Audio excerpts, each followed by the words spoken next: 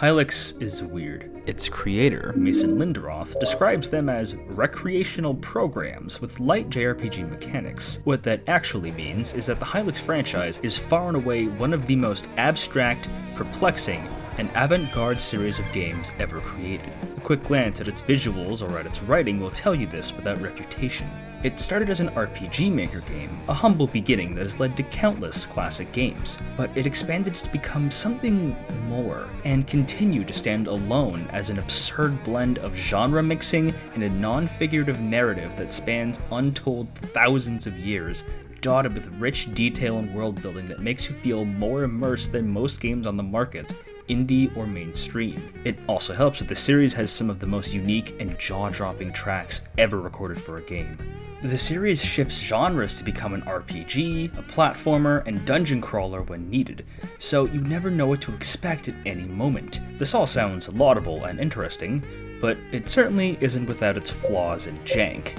As lovable and charming as it is, it's still jank. These games still very much exist on the edge of being niche because the first game was released less than a month from Undertale, so the franchise was largely pushed to obscurity, with recognition only coming years later in the form of memes and tucked away forum discussions. It's a crying shame because I believe that this series is so much more interesting and entertaining than Undertale, but has less than a fraction of its popularity. RPG Maker games is a crowded market with a lot of competition, but Hylics is one of the best choices you can make in that genre. Its art style and twisting of conventional tropes in game design make it hard to recommend to everyone, but a snapping slam dunk to explain via an extremely detailed video. I'm going to dissect Hylics and its sequel Hylics 2, as well as the expansion Absent Moon. Everything from the shockingly deep story to its incredible soundtrack to its distinctive battle system to the unparalleled blend of art styles featured. I'm going to explain why the Hylics franchise is the most abstract game series ever molded, and I can prove it.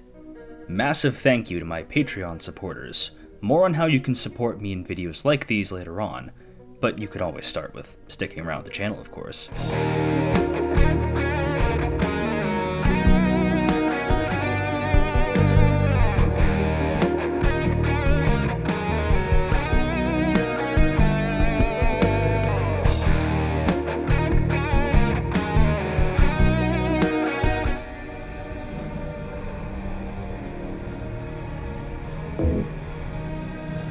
What exactly is Hylics, or a Hylic?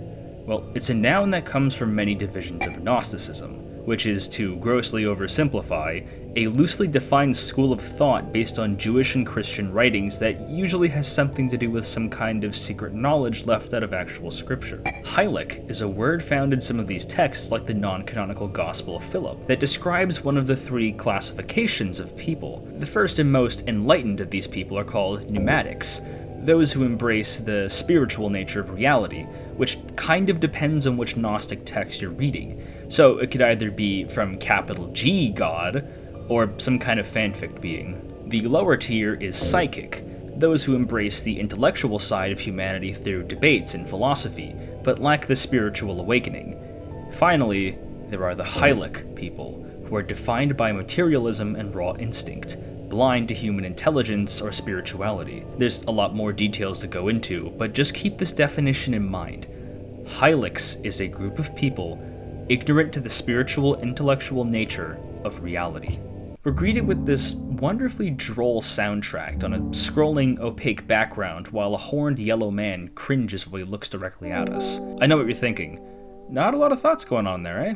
But seriously, what kind of impression does the menu give? The pseudo-psychedelic color palette and wavy font is all charmingly disoriented. It makes it stand out and looks like no other menu in a game I've seen. The track you hear is simply called Piano, and I was shocked because it sounds kind of like a BitCrunch Genesis track. Not something you would typically hear at the very beginning of a game. Remember to press F1 to launch the game in full screen mode for RPG Maker. Mason Lindroth is foremost an artist, something that is immediately apparent when starting a new save file. We get to roam around this tiny island as an unknown character, while the extremely jarring water soundlessly thrashes with the stylistic smoothness of a beginner learning keyframes. The text we're seeing makes no sense whatsoever, and you can only ascertain two things. someone named Gibby, the King of the Moon, is up to something, and our story starts here.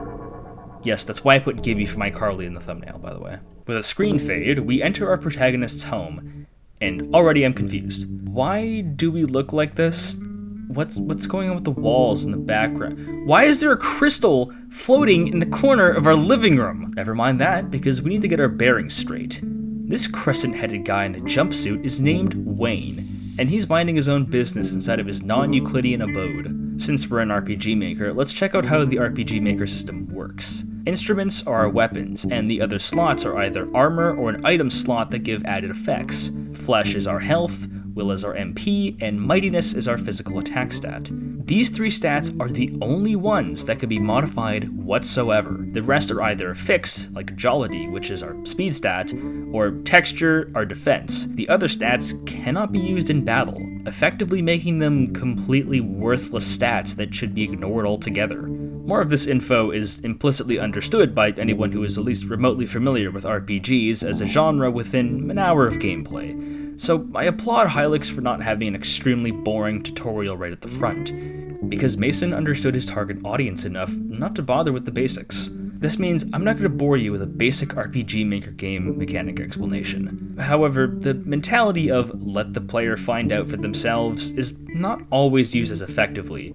and could lead to some great confusion. See half our stats existing for an unknown and esoteric reason. But you will very, very quickly find out they're useless within like 10 minutes of gameplay, and there's never a chance to allocate or waste any number on these stats, so it's largely forgivable. For instance, you just have to explore your home on your own to find out what to do.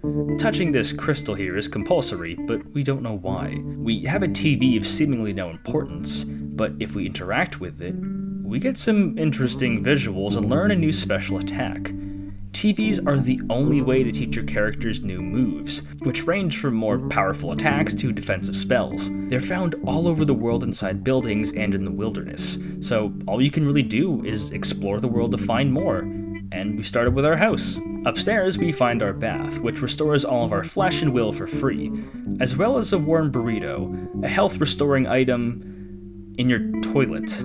Ugh. He's got roaches crawling around his crib. Ugh. Looks like Wayne lives in Wes Anderson's Arizona, and if you talk to his neighbor, he points out a nearby city you can travel to, the Hylics city of Rilgebor.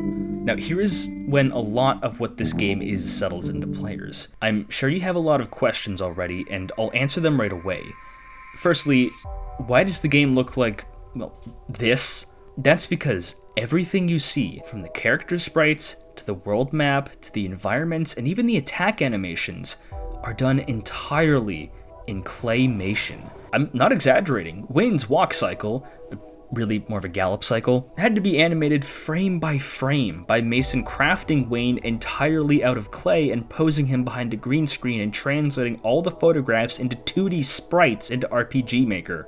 The world map had to be handcrafted and then photographed from above, all the animations taking absurdly long to perfect and translate into the game. Words cannot describe how unique this is compared to literally any other video game. Claymation is already uncommon enough in the world of film because of how time-consuming it is, but it's nearly non-existent in video games. Most people think of Clay Fighters and the Neverhood when it comes to claymation, but those had moderately sized budgets and teams of people. Mason is one man in his home crafting everything by himself, taking the photos, then hopping back on his PC to put them in the game.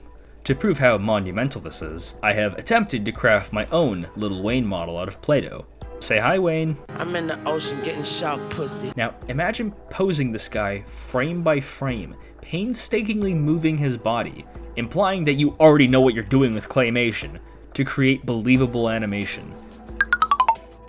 Literally every character in the game. Imagine having to model and pose every single location, every building. This was Lindroth's reality for over 2 years as he made the game, and it's a screaming testimony for his creative vision and dedication as an independent game developer. I think the exact thing he did was model the clay over old action figures to make posing them a lot easier, hence why so many characters have big heads and kind of segmented body that look like suits of armor. But clay for clay's sake is not only the impressive thing. Lindroth also employed dithering, which could be done in a variety of ways, but I was able to do an okay job at replicating it by creating solid color layers and adding grain and sketch textures to them. Now, imagine doing this for every single sprite sheet and location. Whenever I see something on screen, I'm always reminded of how long it took to simply put there.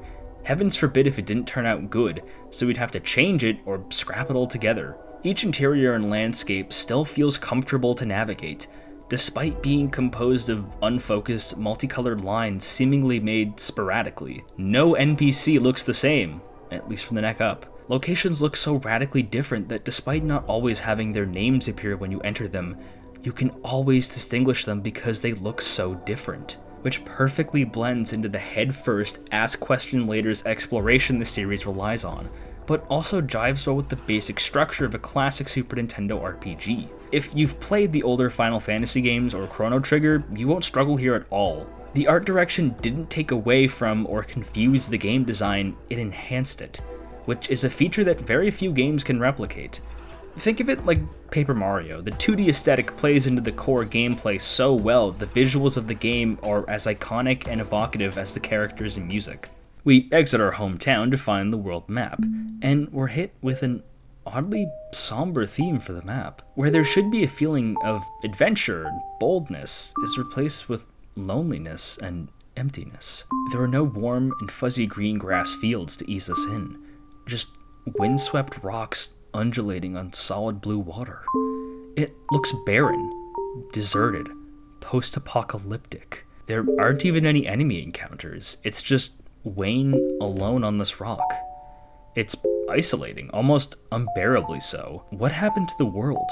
We have some freedom to travel wherever we can on this island section, but which one of these is the Hylics city? To find some answers, I head into the southern structure past this oblong tower, where I enter an angular, maze-like location. We're warned that something called ambulant skulls, these red skeletal blobs, are instant death upon contact, so we must avoid them. No enemies here will pass the dotted line, so our objective is to avoid the skulls and find some nifty items and activate the central node to teleport somewhere. Well, these enemies don't seem too tough. Why don't I try grinding to get some EXP and... Oh. Let this be a lesson. If you come here alone, you will die. Without question. You have no money to buy any better weapons or armor, no good special attacks, and enemies will always appear in 2s and 3s, which will instantly result in your death, and no matter how hard you try, you die. However, death is not a reason to reload to save, but a reason to keep going. Because when you die, you spawn in the afterlife, a hub world where you can activate these crystals around various points in the world map to instantly travel back there. Death, considered the ultimate roadblock for progression in video games, is less than an inconvenience in Hylics. It's a crucial part of the experience. So, this is the afterlife. Feel free to crash on the couch. Recall the crystal in your house. You can instantly teleport back to it free of charge to get around. This machine here grinds up meat, which is an item gained by winning battles that raises your flesh by 2 points. But this can also be found on the overworld, so exploration leads to gradually getting stronger, which leads you to take more hits and start to survive solo battles, which leads you to get more money and meat to become stronger, and the core gameplay loop of Hylics reveals itself. If you're really struggling, dying 3 times allows you to obtain an extremely powerful axe weapon for Wayne, which speeds up the gameplay loop if so needed. There's also what looks like a water cooler here, called a machine from the old times, whatever that means. This isn't a game that punishes dying at all, but rather incorporates it into its wonderful, strange sense of progression and player freedom to exploration. I spent a while exploring the afterlife while this gentle, Ween-esque guitar strummed in the background. There's a TV hidden behind a wall that you can find via dynamite, but I haven't found any yet. You can spend time at the beach and build sandcastles with the spacebar. Within the span of less than 10 minutes, I was in awe of the claymation, to feeling lonely on the world map, to feeling jovial and at ease on the beach making sandcastles after I got my face melted.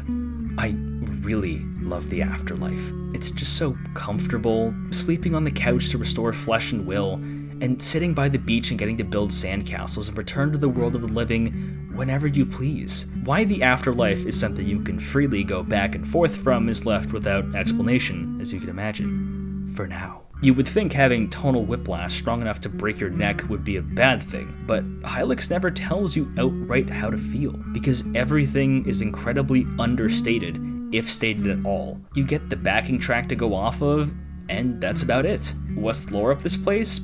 I don't know. The game's commitment to the player deciding what to do for themselves and letting them theorize on their own is so strong that it's prioritized over characterization and storytelling, which isn't a perfect solution because a lot of people don't like that, which I understand completely, but for a game that so heavily relies on its weird visuals and abstractness, it does so much more good than harm. You just have to decide for yourself how you want to feel. Peter, what are you doing? Crack? What the fuck? Hey, at least I'm not drinking, Brian. Yeah, this isn't exactly a good substitute. Where'd you get crack? I used the crystal to teleport back to Wayne's house and head to the north to correctly find the city. I finally got to talk to some NPCs, and their dialogue is just as unhinged and nonsensical as the intro cutscene. But notice how they never repeat themselves. This is because nearly all of the dialogue in the game, and I do mean like 90% of it, is completely randomly generated. How it works is that each NPC calls a specific event called speech, which is tied to 29 separate sub-events, and in these events have dozens of variables, i.e. nouns and adjectives, to be randomly selected and jumbled into a sentence, which ensures the dialogue is never the same twice. Hell, talking to the NPC outside your house actually generates a new name for the city, so the name and descriptive adjective is different every single time, with well over thousands of combinations. No playthrough of Hylics is the same twice. So technically every copy of Hylics is personalized, but why? Why go through all the effort to make character dialogue completely incomprehensible? Well, it's funny. No other game has done this, that I know of, at least on this scale. It really hammers home the surrealism of the entire game without trying really hard to make every character unique and quirky and risk them coming off as kind of cringeworthy. Mind you, there still is traditionally written dialogue from player characters and NPCs who tell you exactly where to go, so you're never outright lost, and the random text doesn't entirely obscure the experience. It's a gentle balance of pure insanity and still saying sane. Also, everyone makes those funny little gibberish noises. I want to talk about the shops here, okay? You get your traditional weapons and armor, as well as the items like juice boxes that restore will. These are the only shops in the game, and you will be frequently returning here and restocking as much as you want. The theme here is also perplexing. It's called Draw a Dog, and I honest to God thought it was a Brown Note song intended me to soil myself, because it somehow got under my skin. It made me really not want to be in any of these shops. It's the kind of theme you would sync to clips of people acting strange for a meme, like that one Oblivion theme or Matt Muzak from Postal 2. Here, just take a look. Hey guys, I'm in New York City just hanging out. We don't exactly have money to buy anything, so we activate the crystal and return here from the afterlife and find a stick of dynamite in a chest and head back to the computer maze. We can find a TV that lets us learn Mystic Meat, a spell that cures all status ailments and blocks them for another 3 remaining turns on all allies. Not that this will help you too much right now, because you still don't actually want to engage anyone in battles just yet. Heading towards the leftmost side of the map, we can meet someone named the Sage of Computers, who hands you a token and tells you to seek out his brothers, the Sages of Death and the Sages of Brains. Keep them in mind for later. Don't forget to go back to the afterlife and give that guy a dynamite stick, which accesses a TV that teaches you calibration, a spell that spends a turn to increase your attack power. The middle of the maze lets us travel to a new map entirely, where we can find a paper cup, which you should keenly remember. This new map is even more bare than the regular world map, but I noticed something almost immediately. We're in a kind of dark world like Blink to the Past. Of course, we have this excellent gravelly track to jam to. Hylics isn't exactly non-traditional. It includes many classic tropes of older RPGs, but we just get hit with them super fast. The enemies here spawn sometimes in pairs of 2 instead of just groups of 3 and 4, which means I can actually start to introduce the combat. So, it looks like Earthbound, but how does it play? Firstly, your basic attack is an animation of someone snapping their fingers, which is incredibly strange. Your special attacks are all cast by the same hands performing strange glyphs to summon the animated dithered clay beings. This effect was achieved by Lindroth wearing big gloves and posing in front of a green screen. He just applied the effect in-game as sprites, which move shockingly smoothly inside of RPG Maker. These animations are really something. They're so different compared to regular casting animations in other RPGs. It really puts me in the shoes of the characters as I see their hands writhe and shift to activate these esoteric attacks. Okay, we gotta talk about the dynamite animation here. It's dithered, deep-fried nuclear blast explosion footage, which is outrageously hyperbolic for a bundle of TNT. But it is absolutely gut-busting every single time, and it deals massive damage to every foe on screen. If this looks familiar at all, it's because you have likely seen this as a GIF with the caption "Die," which became popular on X and Discord within the last couple years. It may or may not have contributed to the marketing of Hylics as a franchise in the 2020s, which is hilarious to consider, that someone only played these games because of a funny meme on Discord. Anyways, here is where your special attacks come into play. What you generally want to know is this: treat every encounter as a smaller, separate boss fight. This means do not hesitate to go all in and completely crush every enemy you get into a fight with by using your most powerful attacks, because restoring will is incredibly easy to do, and each character has a lot of will to throw around. Enemies are capable of doing a lot of damage and inflicting classic RPG status ailments like sleep and poison. At the moment, Wayne can only inflict sleep, but since he's by far the fastest character in the game, you shouldn't hesitate to take advantage of that and crush your enemies. But if you feel like a battle is going poorly and don't fancy going to the afterlife, you can always run away without fail. Here's an example. First, use Mystic Meat to block all status effects. Do you like that battle animation?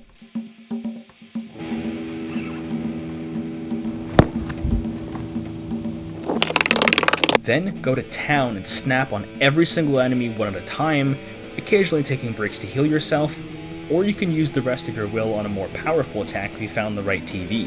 Winning battles gets you meat to increase your flesh and money to buy better equipment. But beyond the basic mechanics of how to fight, just look at them! The enemy designs are so weird. The wavy, floating backgrounds, one of which is literally a dithered photo of a parking lot.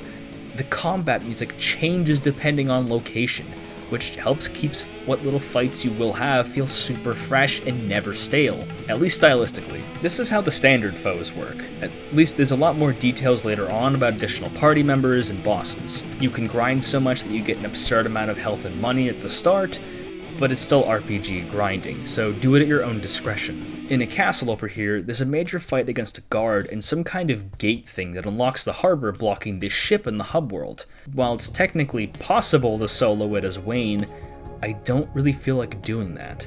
And besides, we get to meet someone really special. Run over to the left and find this strange house to meet Wayne's dear and only friend, Somsnosa. She sat at her couch, a rain cloud pouring over her head, the only visible emotion yet seen in this entire game. This poor girl looks distraught. What's up with her? Oh, hey Wayne. I left my magic gauntlets in the basement, and now it is infested with ambulance skulls. Maybe you could help me retrieve them. I mean the gauntlets. We should avoid the skulls. Nice. With that, Somsnosa joins our party, but only if we go into the basement and retrieve her magic gauntlets, which are the only weapons she can equip. But fear not, for dodging all the ambulance skulls, or just going around the back to the exit to find the gloves immediately, because she is an incredibly powerful character to have at her side. She can only equip that one weapon, but she does 65 damage per hit, which is enough to two-shot or even one-shot regular foes. What she has in physical strength, she lacks in speed and defense, so combat with these two usually has Wayne set up buffs or status afflictions while Somsnosa rips and tears, which includes the bosses. Just take a listen to this farty trumpet boss song.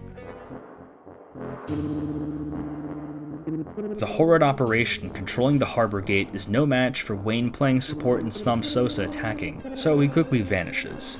Notice her gestures, or rather lack of gestures. Bubble is something obtained in her house's TV, which acts as a poison spell, and Mini Leech is her exclusive spell that works kind of like Leech Seed in Pokemon, but she's missing all of Wayne's other spells. That's because you can only gain them by having that character in the party while watching a TV, so when you find a new character, you need to go all the way back to the same TV you found with Wayne just to teach them a spell. If you've already found everything in that area before finding the other party member, this is absolutely nothing enjoyable about the backtracking, and it's a serious sore spot that messes with the game's otherwise really careful handling of player choice of where to go and being to coast pretty well. It sticks out like a sore thumb and is teeth-grinding to warp via Afterlife just to watch a TV you've already seen to teach a character a specific move that works best for them. But Sosa is still the least painful example of this, because there's a character at the end who really needs our help with spells, and you typically only obtain him just before the game ends, and you have to traverse the entire map if you want to teach everyone everything. It's like a less time-consuming, but still not time-efficient way of teaching everyone magic in Final Fantasy VI. It just takes forever to cover all your bases. After we beat this horrid projection, we enter Act 2, and the weird guy is back. The narration is mostly auto-generated, but we can still make some things out. Wayne and Sosa have linked up, and that Gibby is really unhappy about that.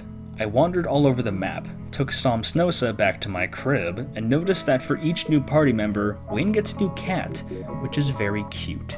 I finally had money to buy some better equipment and items for my characters. Sosa also has this really weird power to convert these bugs into mightiness simply by touching them, which is a weird but fun side activity. We get to explore the world more by obtaining the boat, which led me to another island where I found a mysterious chamber that requires a combination to open, but I couldn't figure it out. I'm sure it won't be important. Also, check out this island to the west. This guy here is called Chairman, and he appears all over Lindroth's Tumblr posts for the game, perhaps acting as a sort of self-insert. Remember this location for the very end of the game, because you'll never guess what happens. You're not going to guess, I promise. The island southwest is where you'll be inserting all 3 Sage tokens in order to obtain a new special attack. Let's only return when we have all 3. Where you actually want to go is the long winding island here, which takes you to a graveyard. You have to push around tombstones to reveal hidden passageways to activate a series of statues to open up the large door in the center of the map. There's technically a map to where each statue is, but it's so worthless it might as well not exist at all. The enemies here are incredibly easy to run into because the area is so claustrophobic, and there's no such thing as invincibility frames in this game, so you can run from an enemy and get caught again and fight them at max health while you're damaged and missing will from fighting them.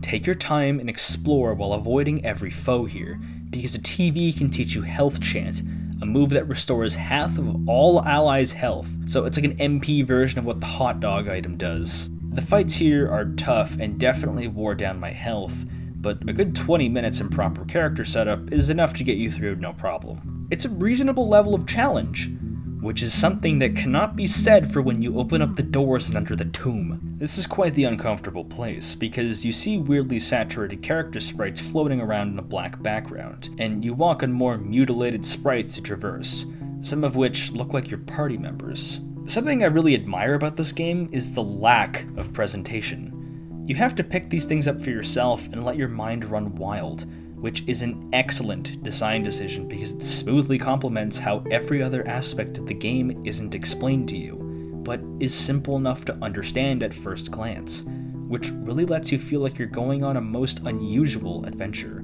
It's superbly immersive. For having such a great looking area, it's actually, having to travel through it is really bad. It's miserable, and is by far the worst segment of the entire game. All of these enemies here are much more powerful than the ones in the tomb, presenting an absurd, breakneck difficulty spike. These Naruto running guys are the only enemies in the game who you cannot escape from, which is an extremely rude awakening when you try and run and then get bum rushed and most likely die instantly. You don't have to fight most of them, but the area is so narrow that you end up spending a lot of time just waiting for them to run elsewhere so you can loot some chests, which have some excellent defensive items here. Even worse is this awful, skin-peeling section here. There are 2 enemies. This green Gumby looking guy and a pack of regular enemies, one of the fast boys, so you can't run. Gumby doesn't deal a tremendous amount of damage on his own or have an absurd amount of health, but every single turn, he summons another version of himself to fight you. So if you don't KO him in like 2 turns, you're getting hit multiple times with 50 damage, which will very quickly kill you. I tried over and over again, but I just wasn't dealing enough damage fast enough to make a dent in him. You can technically skip this creature, but you'll run right into the other guy, who is just as annoying to fight, if not more, because they're so fast and inflict status ailments that prevent you from dealing damage or just kill you. So you are absolutely stuck between a rock and a hard place. I threw myself at this section for damn near 20 minutes before silently being sent to the afterlife and trying to figure out what my next plan of attack was. Instead of mindless grinding, I decided to explore the city more until I found the north has access to an entirely new ruins area I missed. The tremendous music here really softened the fury of what I was feeling at that moment. It sounded so empty and forgotten, just like the ruins of a world long forgotten, whatever world existed before Hylics.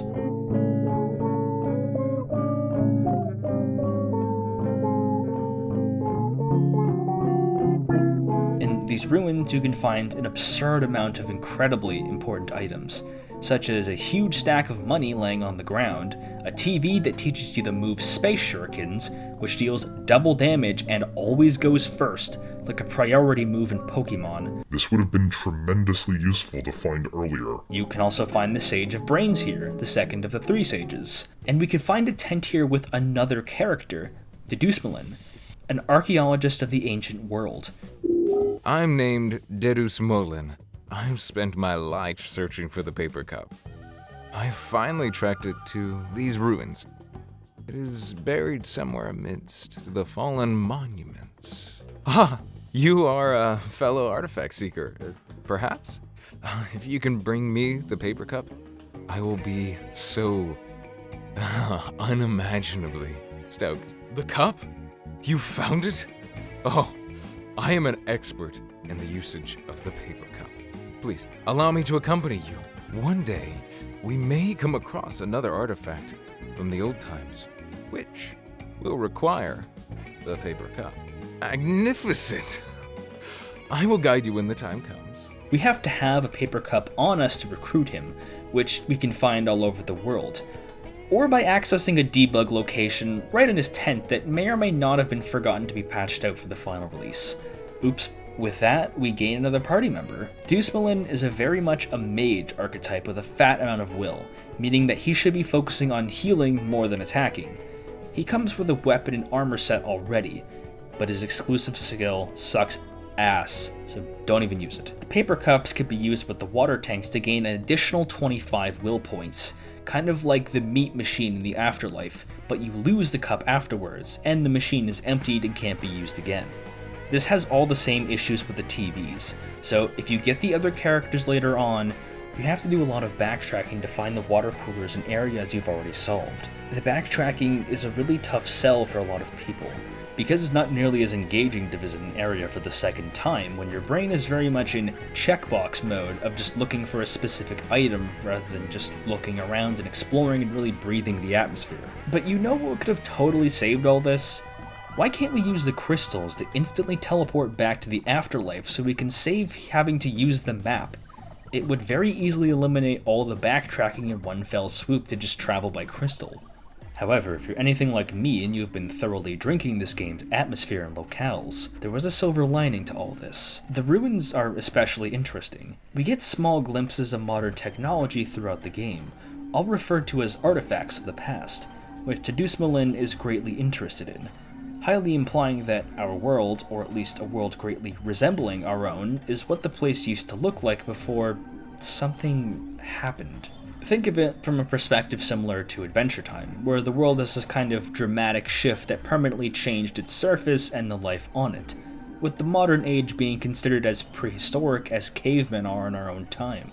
kind of imply that humans at least existed implicitly at one point, but are largely extinct now, or mutated, with characters like Somsnosa being the most recognizable to a regular person, and Deducible's tentacle head being the far gone side. As happy as I am to have him on the team, what bugged me is that I missed him so early on. He is actually the easiest party member we can obtain, and the first, even before Somsnosa, but damn, there's like one NPC telling you about this mountain, and the city's layout is a bit confusing. You don't technically need him, or any party member for that matter, but to make this game playable and fun, you should really get him. This is just a bad example of how freeform the game is, where there is an objective right choice to make with a huge benefit, and a wrong choice existing in not obtaining him or even knowing at all.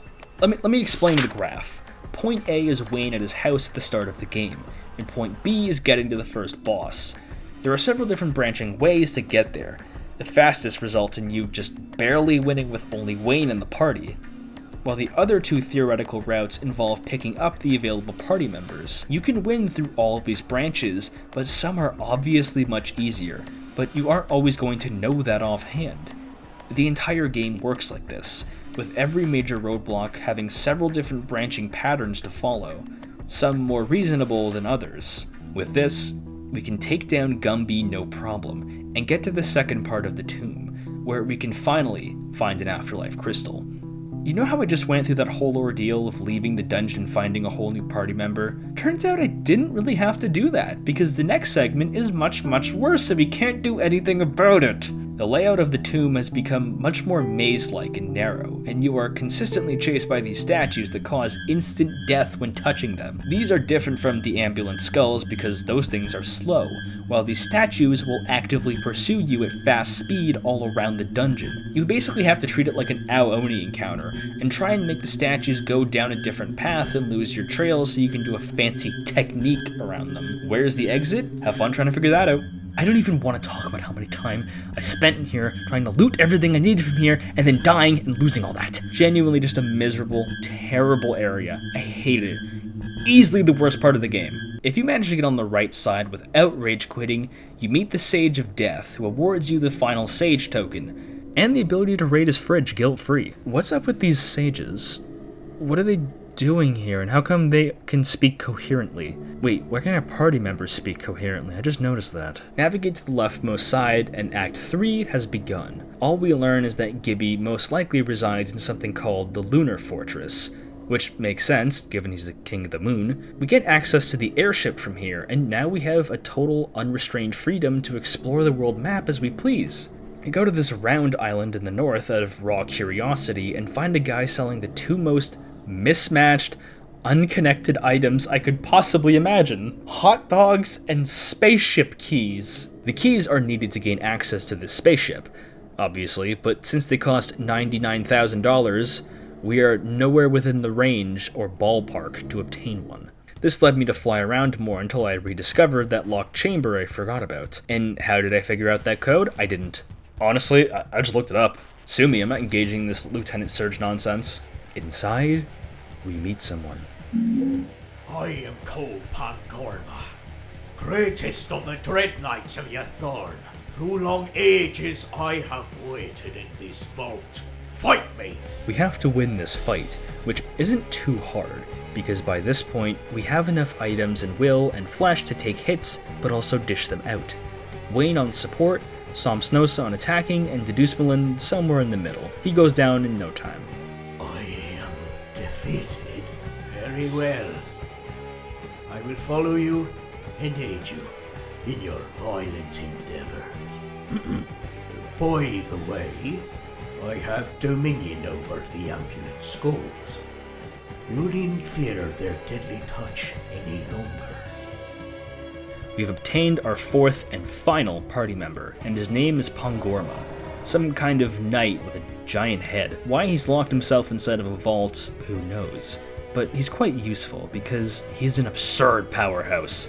His mightiness stat is massive, and his exclusive skills, Partial Destruct and Ancient Odor, which does damage that is equal to 25% of your health, meaning the higher your health is, the more damage you do, and Ancient Odor just poisons all enemies. With this, you can steamroll just about everything in your way with ease.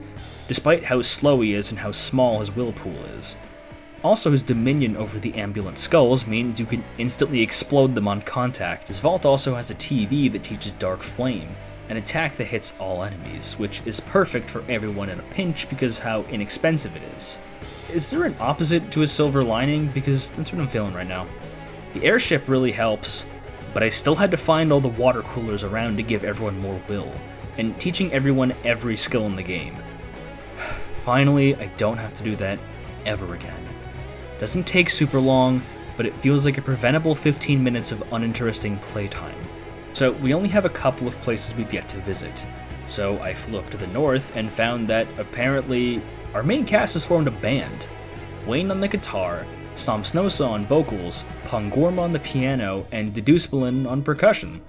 Despite the group forming maybe an hour and a half ago, they're tight-knit enough to form a band. That is awesome, and not surprising at all, given how big of a focus music is in this series. I wonder what song they're playing.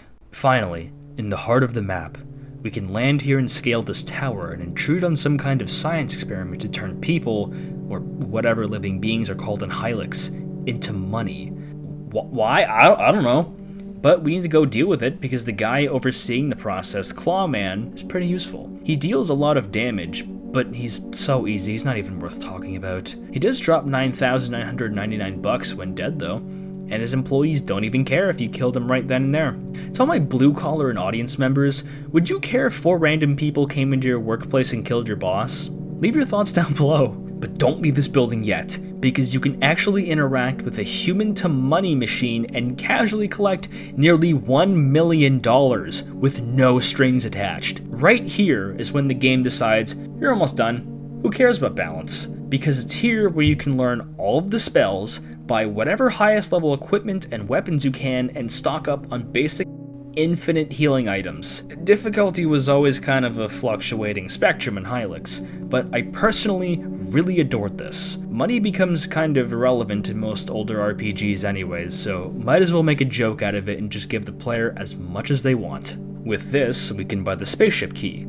Hell, I bought 12 of them. But before that, I stocked up on the best items I could, including 99 hot dogs and 99 sticks of dynamite, and went to the westmost island to place the sage tokens and learn the ultimate attack, Legend of Melting. For 200 will, it deals a random amount of extremely powerful hits. Kind of pedestrian, but still fun. With that, I head into the spaceship and ignite the ship all the way to the moon so we can confront Gibby. Exploring the moon doesn't prove fruitful past just rushing to the end, but the wicked guitar shredding does encourage me to take my time. Gibby's fortress is absolutely swamped with enemies, but we don't even have to fight them. They explode on contact, which means there's no grinding involved to reach the final boss. Oh, hey there. Remember the narrator guy from the act intermissions? Guess he's here. Did Gibby just become meta and just own him through reality? What's this guy's deal anyway? I'm looking this guy up. Dracula? What do you mean this guy's name is Dracula? This character is a total mystery, and I have no idea why he's here. But oh well, he's probably dead anyways. Let's just activate the final crystal.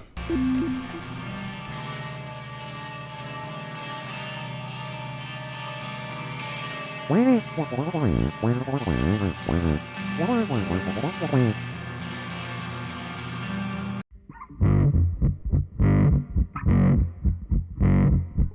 King of the Moon has the very moon as his head, with a green mohawk.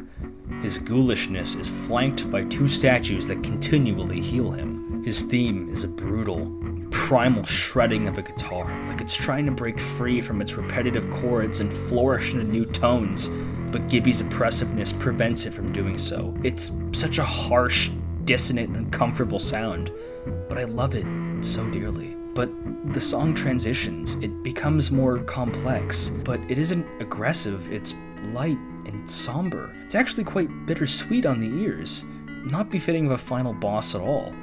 But why is it playing? Should we be feeling sad about Wayne and Co. trying to take down the Tyrant of the Moon? What's really going on between these two?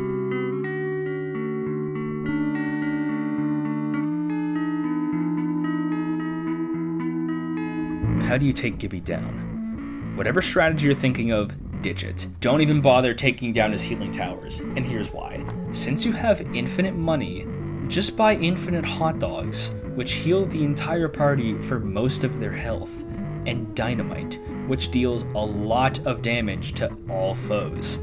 So just keep applying Mystic Meat and debuffs with the Deucemelin and Wayne, while Pongorma can sometimes use Partial Destruct and Stompsnosa to just attack.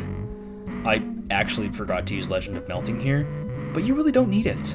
Gibby will completely crumble in record time due to how many times you just nuke him with the dynamite. And without too much of a struggle, we win. Oh, turns out there was EXP in this game. So I am defeated. Wayne, I'm sorry about everything. He's sorry? Why is Gibby apologizing to Wayne specifically? Did the two know each other in the past? There's something clearly going on between the two, but no time for that because the entire moon is set to self-destruct.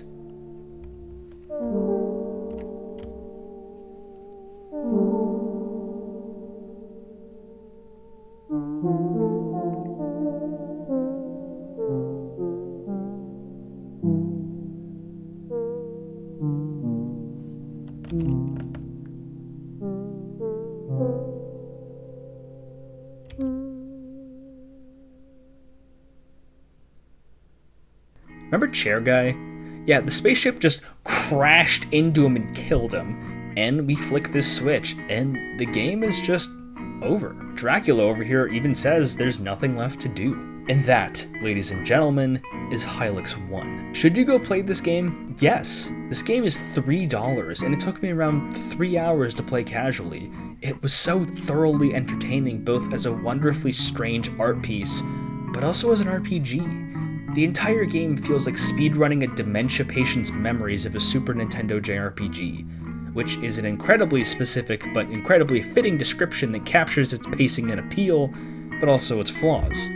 There's something I have to get off my chest. Something about this game made me feel kind of weird. Did anyone else get that too? Despite the wacky visuals, funny auto-generated dialogue, something about this entire game is soul-crushingly lonely. Think about it. We embarked on a classic quest to stop a tyrant from doing... Honestly, did we ever really find out what Gibby was doing? I guess he ruled the entire world, but since you couldn't read any of the dialogue without being confused, you never felt super encouraged to save these people. Even when Gibby dies and the Earth's moon is destroyed, no one seems to care or even notice. I've accomplished literally everything there is to do in this world. What is there really left to do? Nothing. The world is just a clay fabrication of what the world should be, and something about the game feels, despite how charming it all is, so lifeless and unloved. Like it's populated by the action figures Lindroth used to sculpt the characters.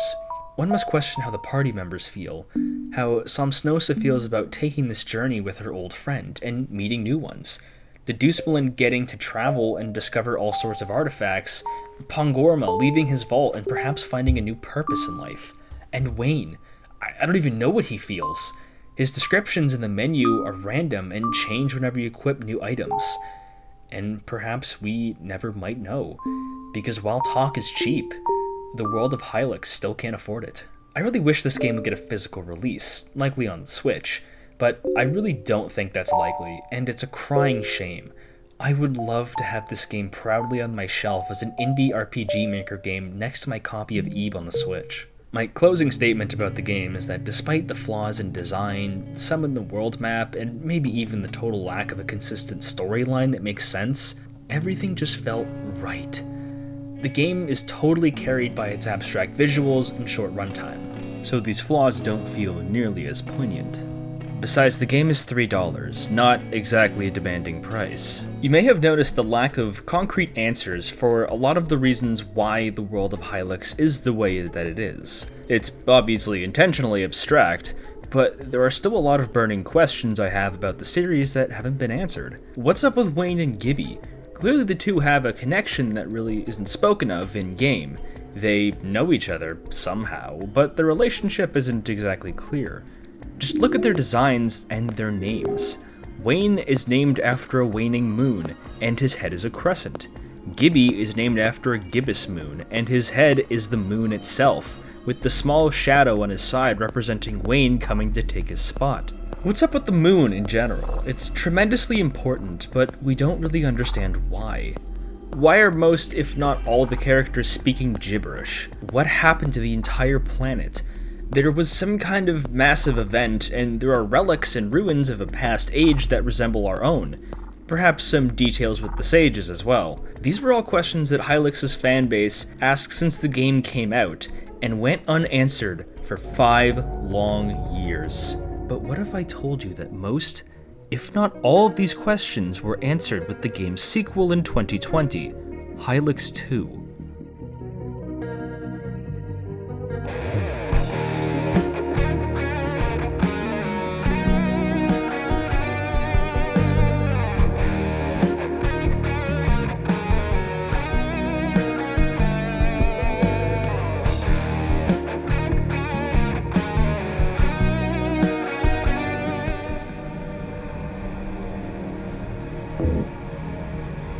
The 5-year lead up to this game was tumultuous and uncertain. The development cycle was incredibly chaotic, to say the least. The various trailers, which became high-viewed pieces on YouTube, always showed different characters and locations, but the game did eventually come out in summer of 2020. Now, let's see what that's all about. Oh, hey, Wayne. Notice how different everything looks from Hylics 1? That's because instead of RPG Maker, Hylics 2 uses Unity. This is kind of a double-edged sword, because on one hand, I love seeing indie games get upgraded because the developers gain more knowledge of the medium and technology. But on the other hand, I miss the simple charm of RPG Maker. There's something that feels inherently strange shifting from a market with games like Yume Nikki and Off and becoming its own thing. But that's just the nature of Hylics. The series never behaves how you expect it to. But on the third hand, I grew from the radioactive, psychedelic waste ever present in the world of Hylics. The engine change marks a complete and total shift past the point of no return in just about every considerable aspect for this franchise. Number one being that the game is entirely now in 3D. The same clay landscapes are present, but entirely rendered in 3D rather than RPG Maker's 2D. More on that later. I hesitate to call some of these aspects direct upgrades because there are some steps taken forward and some taken back. When we walk around our house, we find that Wayne is not alone in his house, but with dozens of other Waynes? Perfectly identical copies of Wayne are casually watching TV, sleeping, training outside for something. Not everyone is made equally, however. There are these disgusting little slug creatures called Wayne larvae. You can even pet them. What the hell is going on? Somewhere within the process of the 5-year development, Lindroth decided, yeah, just have infinite clones of Wayne. This seriously calls into question who exactly you play as. Who is this Wayne? Is this not the Wayne who fought Gibby in the last game? We run to the top of the house and see the largest Wayne. This is Old Wayne. The stars forecast a flourishing of prescribed gestures. Gibby's agents work to reconstitute their master. Proceed west and seek our ally, Blerol, so that he may be forewarned. Alas, the others haven't completed their training, so you will go alone. I don't even know what to think anymore. I've been playing this game for 5 minutes, and I'm totally lost. Wayne is not just a person, or a life form, whatever you want to call him. He's a part of an entire identical species where everyone is basically the same person, and they all live inside this house, the Wayne house. We don't know how the species reproduces, if at all, but Wayne is not a single man. This has fundamentally rocked my perspective of Wayne from Hylics 1. Which Wayne was that? Do his friends know which version of him is him? Does it even matter? How? So, it can be assumed that the life cycle of a Wayne is the larvae, a regular Wayne, and eventually there is an old Wayne. Some of the larvae can be corrupted even by something called pool wine and become hostile, which is disturbing to say the least. But who is Old Wayne, really?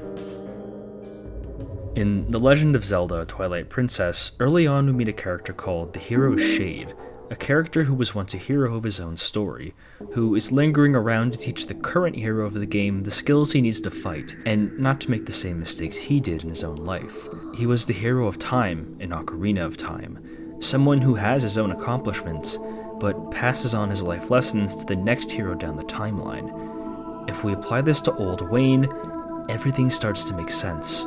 Old Wayne is Wayne from Hylics. Everything we experienced and did in that game is stored in his head as knowledge being passed down to a new, younger Wayne. And the Wayne we are is called Wayne Prime, which I will just shorten down to Wayne. This is all presented without any hesitation or fanfare, like an everyday aspect of life in the strange, cruel world of Hylics, and I love it. I can't even begin to explain how unique this is, just casually dropping the fact that Wayne is a species rather than a single man, or in an even earlier version of the game, a woman. If you interact with this mirror, you can turn into a female version of Wayne with a different outfit named Decrease, short for a decrescent moon. She was all over early progress reports of the game, and was even the game's main protagonist for a while, but Lindroth decided to change the protagonist role back to Wayne Prime, that is. The exact machinations of the Wayne species are not explained until much later, so stay tuned for that. We get an actual goal. Head west to a specific location and find a specific character because Gibby's followers are trying to bring him back. The basement here has an afterlife pool, which is a new feature for Hylics 2 that revamps the way crystals worked. The pools work similarly in that you must find one in each respective area, but you speak to a ferryman and ask where to go instead of having to remember crystal colors, which is a welcome change. The music in the afterlife isn't as good as the first game though. The bathtub works like the couch in Hylics 1, but also applies a status called Clean, which shields your party from some status effects for a few turns, which is useful to have right at the start of any fight. The tone of the game is still fun, however. We need to go on a new journey, this time to stop Gibby from coming back. It sounds like a fun adventure with the new young Wayne. Don't forget to watch the TV at your house to learn the first gesture.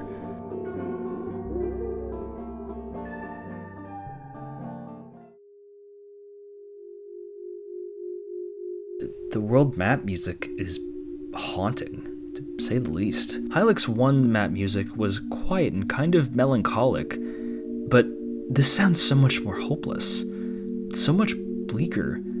I honestly thought there was Morse code hidden when I first heard it. The windswept rocks are now in 3D. There are still no enemies on screen. You're just walking alone while this theme just moans and groans. The world has lost its tyrant and the moon, and it sounds like there's no life left on Earth, like whatever little meaning in Hylics 1 has been eroded, and we're left with nothing.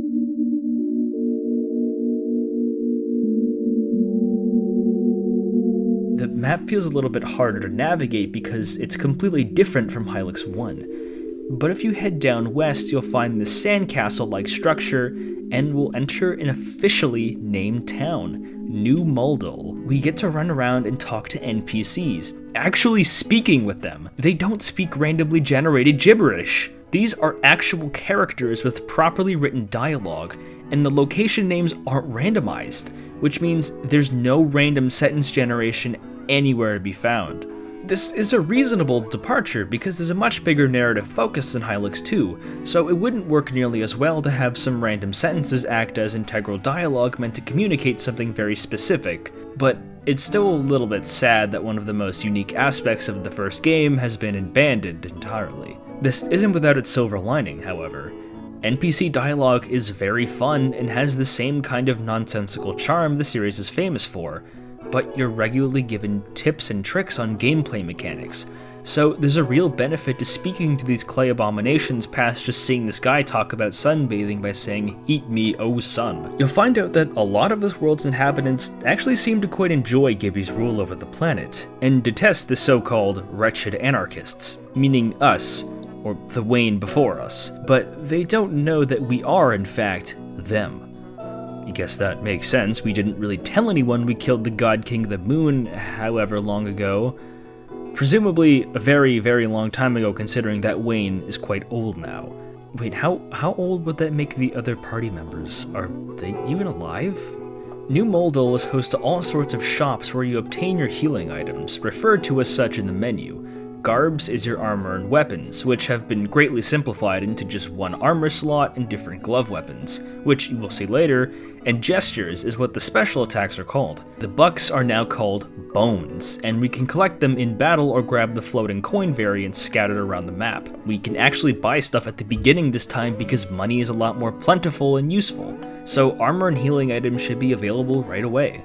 We learn about a vague event by talking to people called the Accretion, described as a long ago age of prosperity and wisdom inhabited by various sages like the ones found in Hylics 1. But that age quickly came to a sharp and sudden demise through unknown means. Remember all the ancient relics of the old world? These are likely all the objects that remain from the illustrious age before the Accretion. Exploring New Moldal feels fun, but I will admit I got lost several times all throughout playing this game because there isn't a lot of emphasis on the exact areas you must visit. So you'll be spending a lot of time just sauntering around looking to find the places you need, which is kind of a pain in the ass. It always seems to get worse and more frustrating in dungeons. You may have noticed that the music might be looping a bit awkwardly, and that's because there's another part I haven't been showing you. So far, the theme has been happy-go-lucky and fun, something not out of place for the first town you encounter in a traditional RPG, but the second half sounds nothing like that. It sounds like encroaching danger, a threat, no, a warning, that Gibby's presence is never truly gone, and that his return is imminent. Hylics 2 never wants you to be fully comfortable, not even for a moment.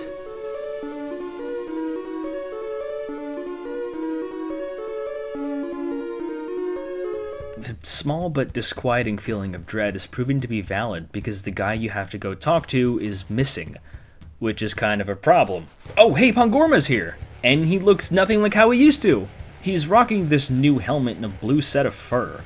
Either new armor, or he's just a cookie monster underneath his old set. I believe it's a furry suit he's wearing because he harnesses static electricity to throw as a weapon, hinted at in his theme, literally called Bolt Thrower. His new helmet is cool, not really feeling the rest of his new design though. Kind of a downgrade, honestly. Sir Pangorma, what brings you to New Moldal? The Troy-cushioned chair lies vacant. Lord Blairol has been abducted, taken north of Hylics' edifice. Old Wayne sensed prescribed gestures and sent me here to warn Blairol. He must be recovered. Just so. And I've sourced fresh new metaphors to facilitate our journey. I trust you need no instruction in their usage. I think they went over this at the Wayne house. Give me that. We obtain that thing, and Pangorma joins our party. Party members are actually compulsory for Hylics 2, rather than optional, but still highly recommended choice. But we get the secret character first, which is a curious choice. For some reason, there's no key item section, which just really clutters the item menu. The item he gave us allows us to air dash, and now I should mention the platforming. As you've probably seen throughout the video, Wayne is able to jump in the air, which is used for some extremely unstable and janky platforming, which is a huge departure from the 2D environments of old, but a welcome one, for the most part. Moving around in the overworld is a lot more complicated now, because alongside jumping, Wayne can do a roll move, which acts as an evasion tactic to avoid enemies on the field, which is a wonderful addition. You can also take off your glove and slap enemies first, which gives you a minor advantage in battle by getting a small will bonus. You can also slap these little white bugs to regain health and will in dungeons, but you don't need Somsnosa for that, which is curious. The air dash sends you propelling headfirst into whatever direction you are facing at the time of a jump, and you had better get used to doing this right away, because you cannot progress unless you master this game's finicky, picky controls. I can't even explain how many times my jump got eaten by a ledge or a cliff and I sunk into the out-of-bounds water, which sends you right back to the start of any given area. This can even happen on the world map, which is really damn annoying when some of the jumps at the very beginning of the game feel super demanding and don't have a lot of room for error, but there's no fluctuating difficulty in the platforming depending on where you are. From the beginning of the game to the very end, it's all the same kind of obstacles with the same solution. Just jump and avoid stuff. But doing so is made challenging by its awkward controls. I hate being harsh on indie games like this, but the jumping really doesn't feel complete and could have used more time baking, or at least adjusted so I don't have to be nearly pixel perfect on some occasions right at the start. Once you get this first little obstacle course down in town, you've reached the apex of the difficulty. Now you must rely on the unsteady hand of fate to ensure you don't slip off a cliff like you stepped on a banana peel. If you get really good at it, you can do some pretty crazy speedrunning strats to outright skip huge chunks of the game. Entire dungeons can be outright skipped just by messing around, which I honestly see as a bonus and not a flaw. Who cares if you want to break the game? It's your toy, do what you want with it. Regardless, now armed with the ability to air dash, Pongorma told us that Blerol, the guy we need to go talk to, has been kidnapped, and is being kept somewhere called Vuix's Edifice. When Pongorma says the north, he means north of the world map, so we can take some time to explore. Ignore the location here on the left, we can't really access much of it until later on.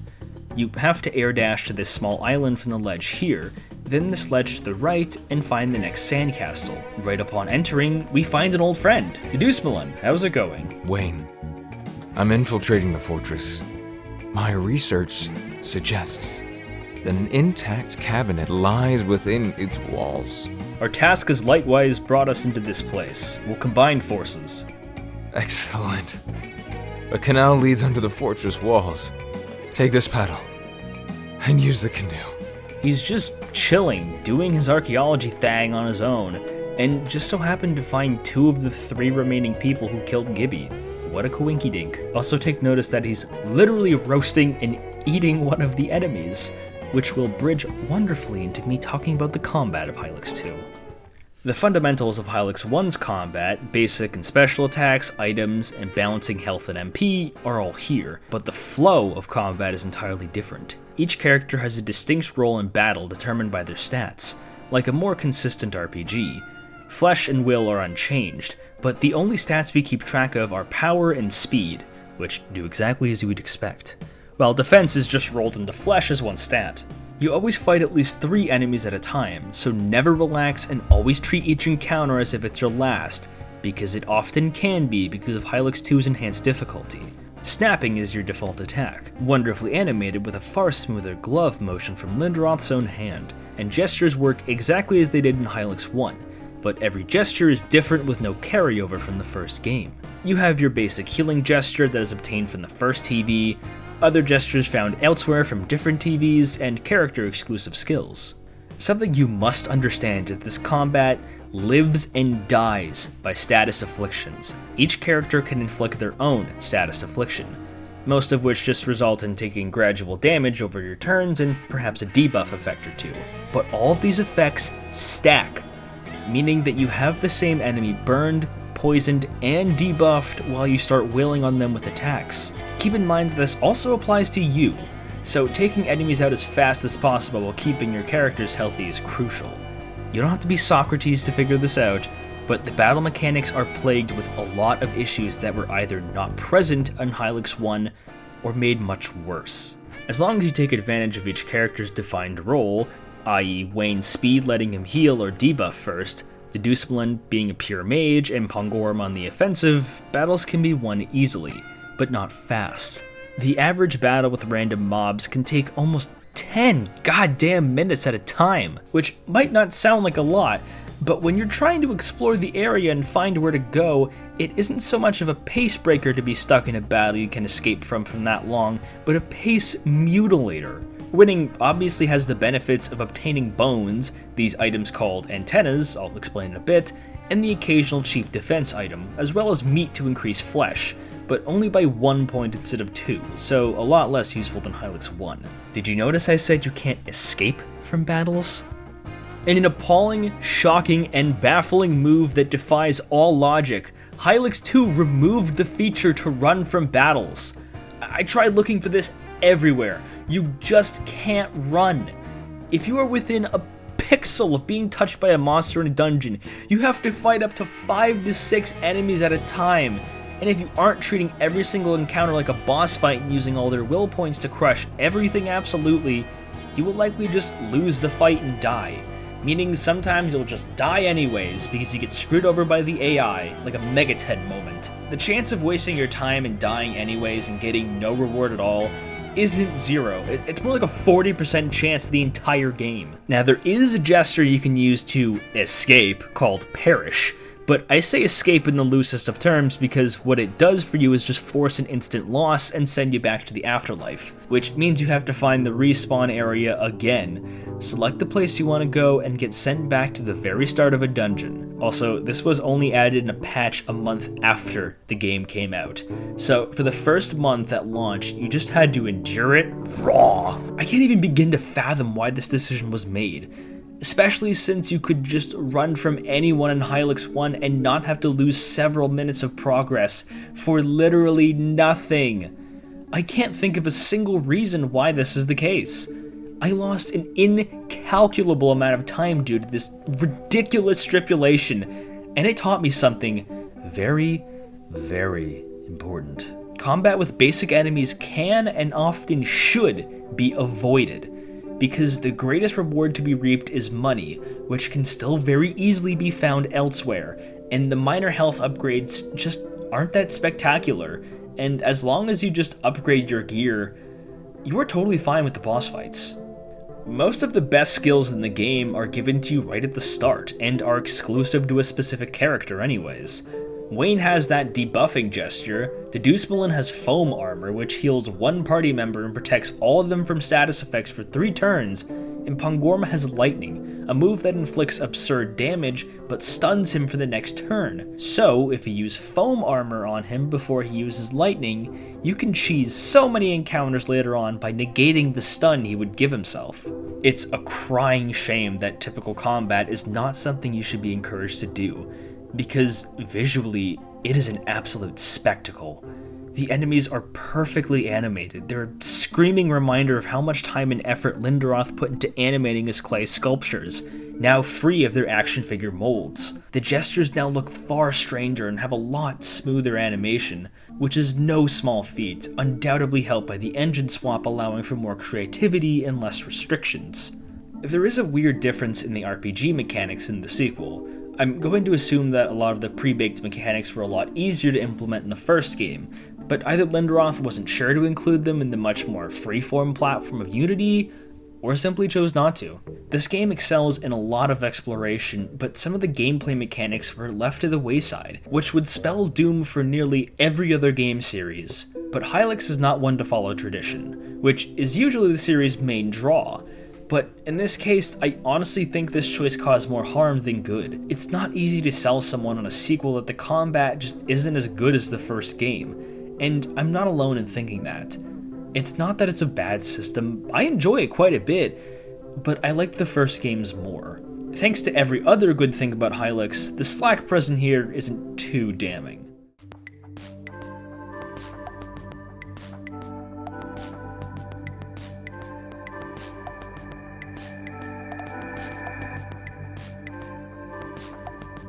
You want an example of a total left turn that worked out for the series? The new music. Notice how much this game's OST sounds like Radiohead's Amnesiac or 70s prog rock?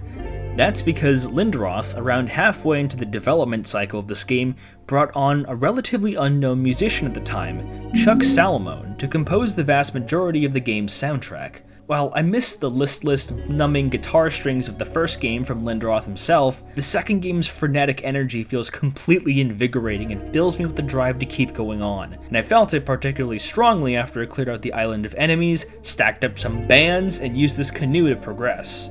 The music is without question one of the biggest factors for this series' popularity.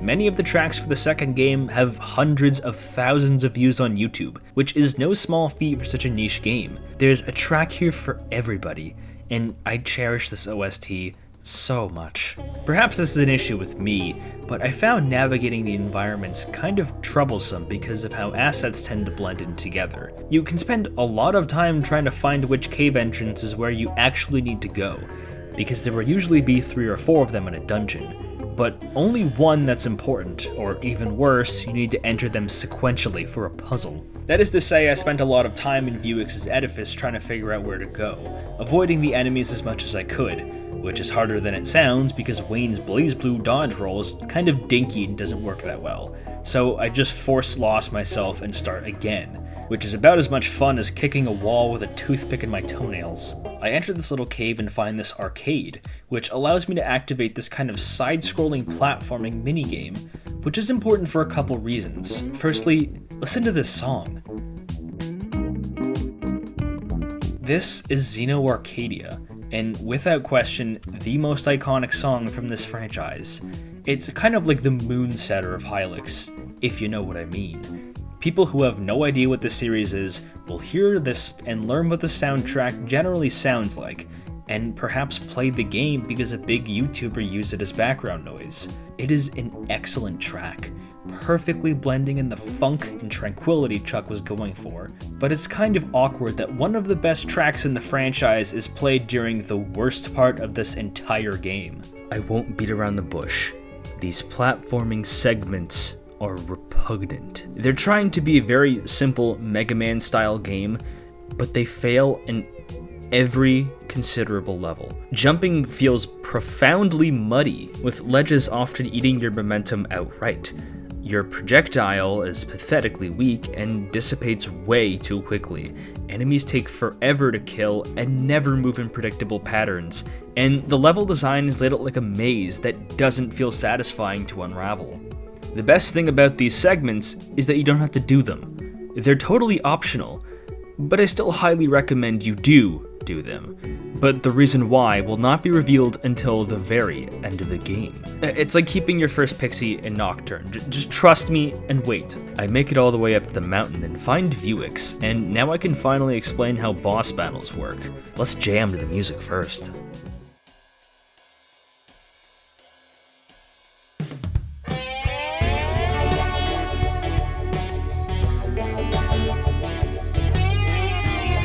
You know how enemy encounters are much tougher and require you to get lucky or use the absolute best stats you can think of? Boss battles don't work like this at all.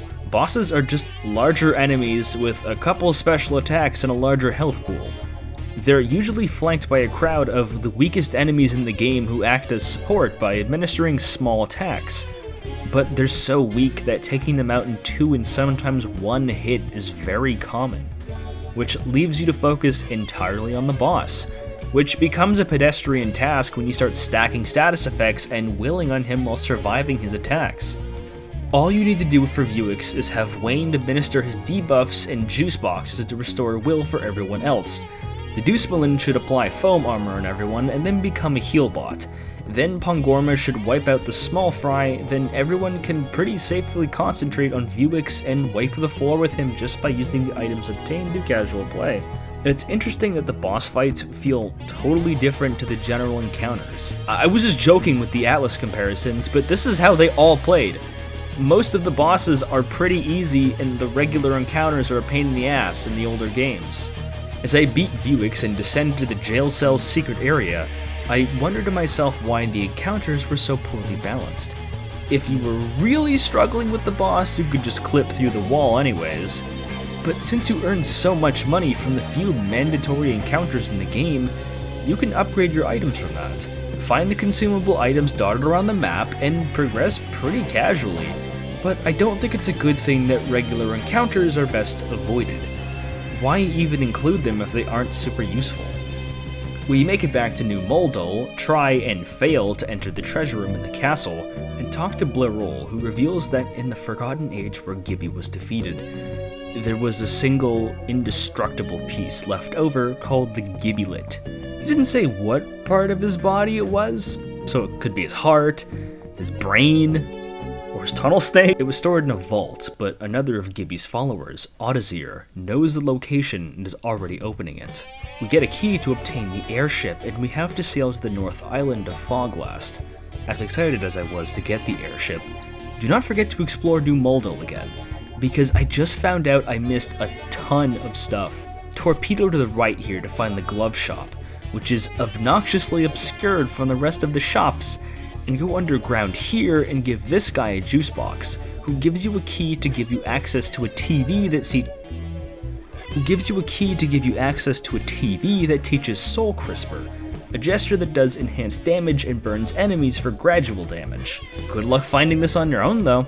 A major issue I have with this game is that I treated it like Hylics 1, where you can progress relatively well either rushing through it or missing a bunch of stuff, or playing slowly and exploring. If you don't explore and get everything possible, you are pretty boned if you don't skip a lot of fights because of exploits.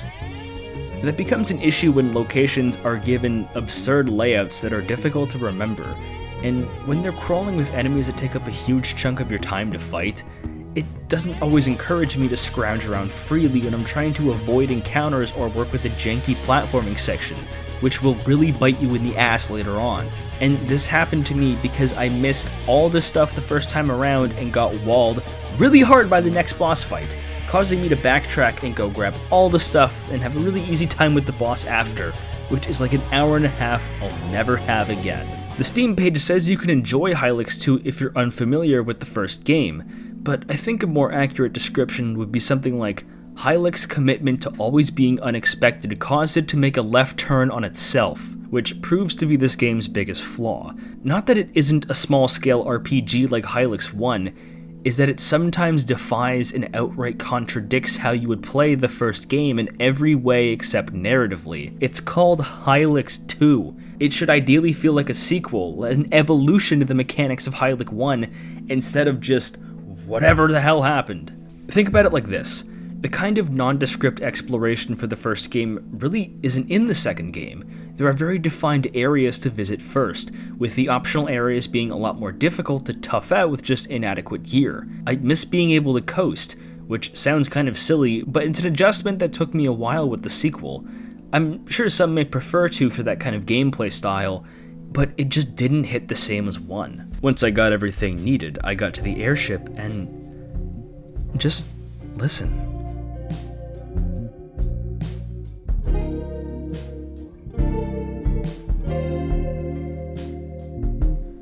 All of my frustrations melted away right here. I was in awe of the gorgeous, the tear-rending cream orange sunset, the brilliant blue water, the smoothness of controlling the airship in 3D, the arc trails, and the music. The music! I felt light, I felt floaty. I felt like months worth of stress and irritation just melted off me like a second skin freshly shed. I never expected the airship navigation to be so gentle, to be so tranquil and beautiful. This track, which I believe to be Chuck's master stroke, is why I decided to make this entire video. The good, the bad, and the abstract. Hylics is a series that will never leave my mind, like a tattoo in my brain matter. I felt thankful to be alive, to feel like I was going on a journey, if only to feel this, at peace. You can exit the airship and speak to your party members, which is an incredibly small feature, but makes these people feel like your friends rather than stragglers found on the side of the road. But we're missing someone. I miss Samsnosa. Where is she? The area we need to go to is blocked off, so we have free reign with the airship to explore and land in these little spots. So I head to this island to the north with more object head characters and a 14-year-old's X page. It's here where we learn a new gesture, Charge Up, and congratulations, you kind of broke the game right here. Let me explain. You remember the antennas you collect from the rando foes? You give them to the guys here to increase your potency of Charge Up, which is a move that greatly enhances your next attack for either double damage or added effects. This doesn't sound all that impressive, but each gesture interacts with Charge Up differently. The Deucemelin with Charge Up turns foam armor into an all-party move, so everyone gets immunity from status effects. Charge Up with Pongorma turns the lightning into an absurdly devastating, spammable move, with the only drawback being the will cost. As long as your characters can survive the first round, your victory is all but confirmed if you just stock up on juice, at least until halfway point in the game. And speaking of juice, we can head to the juice farm, where we find out juice isn't really juice so much as some kind of disgusting, ambiguous substance coming from these pink creatures' undulating sphincters. Ugh. Make sure to grab all the juice boxes and think about those sphincters while you suckle them, and grab all the nice items along the way, and make sure to pick up an old friend. Wayne, help me out here. We have to help her in a fight, and lo and behold, she has all the gestures accumulated so far. No longer do we have to backtrack and watch TVs. Since we get all the characters early on and Wayne's moves copy over, that backtracking has been completely eliminated, which is a wonderful breath of fresh air. Somsnosa's unique gesture is a damaging move that affects all foes, which is absurdly powerful with charge up, and she can either be your strongest or second strongest character depending on your setup. There's an item called Muscle Applique that I didn't mention in the first game because it was pretty worthless, but here you'll find a bunch of them, and hold on to them until the very last second of the game. Trust me. You want her and Pongorma to always have the highest damaging gloves, Deduce Malin should get items that increase his will and speed, and Wayne gets ice soup. Notice the water cooler in here? Instead of finding them all around, there's only one inside your ship, and you find the paper cups and bring them here. But there's only 3 to find in the entire game, most of which are really out of the way. It's a lot more convenient, but I do kind of miss finding one of these out in the wild in Hylics 1. It made the ruins of the world feel a lot more like ruins because you were interacting with ancient tech no one really understood, rather than just having it act as a checkpoint. With the full party assembled, we can watch some TV and head out. But let's catch up with our lady friend, shall we? So, how have you been? You know, my old island was overrun by ambulant skulls once again, so I set up the juice ranch here. That's going okay. I heard that juice ranching's hard. Sorry about your island. It's fine. I'm kinda glad to be back on the warpath. Wait, so Pongorma can instantly kill the ambulant skulls by touching them, but he just never found out they overran Somsnosa's house? What an asshole! I'm homeless. I am called Pongorma, greatest of the Dread Knights of Yathorn. Fight me! We could even find out what happened to the bug-absorbing thing. Power from bugs? I'm taking a break from that. Maybe I took it a little too far last time. We got a key to enter something called the Worm Fortress, but instead you should head over to that dig site on the first island, and apart from the general grinding, you can grab a gesture that inflicts another status effects and learn some minor lore about the sages, and that there's some kind of sage location or temple that can't be accessed at the moment, but can in the future. Finally, we can head over to the Worm Shield Generator Island, where we must venture to this strange little area where the path is only illuminated where you immediately walk. It's a giant maze with seemingly no end, so have fun spending 25 minutes figuring out which identical door is the right one. You'll know you're at the end when you find the afterlife pool. But for some reason, respawning here doesn't work correctly, and when you spawn elsewhere, deeper in the level, even if you hard save here. So heed this advice, don't die in the boss. Blow the bugle to summon this worm with the impossible to pronounce name and use the charge up foam armor strategy as soon as possible. Because if you don't, the boss will use a move that puts your entire party to sleep while he wails on you freely. You wake up right after being hit from sleep, but it isn't uncommon to be put to sleep, get hit several times, then put right back to sleep. This isn't a super hard fight, just inflict burning and leaking and debuff him while you're foamed. But if you don't do that one thing, the entire fight is completely thrown out the window, and I didn't figure this out until after I spent an hour stuck on it and backtracked for all the things I missed. I took a quick detour to this little parkour island not long after, which leads us to... oh god, not another one of these. Grind your teeth and struggle to play another 2D platforming segment to earn something called the Deep Key, which can be used towards the end of the game. I know I keep saying that, and I'm sorry, but I promise the payoff for most of the stuff is huge. You really want to accumulate these things. It can be kind of annoying to get a lot of stuff and learn about a lot of locations that are practically worthless until the last stretch of the game, but this is pretty common for RPGs, so it just depends on your tolerance for the genre. Pussy. Once the shield is down, there's no time to rest, because Foglast is now open, and we get to experience the longest dungeon in the entire series right here. I'm certain it's longer than the final one or the optional secret one, which is both baffling and unfortunate, because I really hated this area. It's so damn open-ended, and there is a lot of important stuff here, and it's miserable to dredge through it all because the constant threat of really irritating enemies is always around, including those stupid bulldogs! Really cool and interesting idea to have them attack you each time you attack them. That's super enjoyable, especially if you didn't get Soul Crisper, so you were extra boned! You're supposed to follow these pink wires to get around, but dog, everything in here is pink. There's a guy on the right side of the map who will buy all of your old items, which is an excellent way of getting rid of your old gloves. And there's supposed to be an item called the Curse Gloves around here, which inflicts the holder with burning and vulnerable, a status that makes you take more damage from attacks. But combined with the gesture Link Mollusk, which can be found on the far left side of the map after you pay this guy several hundred bones, it's a deadly combination. Link Mollusk removes whatever effects you have on and transfer them to your foe for 60 will, which is a huge cost, but an easy way to bog bosses down. But Anja, I couldn't find those damn gloves. No matter how hard I looked, those gloves evaded me. If you choose this strategy, then make some Snosa your heavy hitter, but I made Pogorama mine, if you could find those damn gloves, that is. You're going to find a couple keys as you explore and get access to Audazir's lair, which has all sorts of little glove goodies to find. But when you get to the room with the cone cultists, fall down the hole on the right. Ignore the wire for now and fall down the secret area past the item tomb and do your best to follow the vegetable path without falling off. And meet the Sage of Accretions, who gives you his token along with an item called the Bottomless Juice, which is an infinite juice box. And yes, it is as overpowered as you think it is. But I think it's fair, because it was a huge pain in the ass to find this sage to begin with, and I did it with a guide. Good luck doing it without one. I didn't mention it until now, but there are another 3 set of sages, but they are really well hidden. There isn't much lore to learn from them themselves, but we get to gather 3 tokens just like before. I couldn't find the first sage token until way later, but it's in Vuix's edifice up here.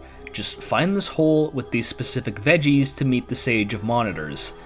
The sages are really damn hard to find, like too hard to find, but at least you can raid their fridges and get some really good items out of it.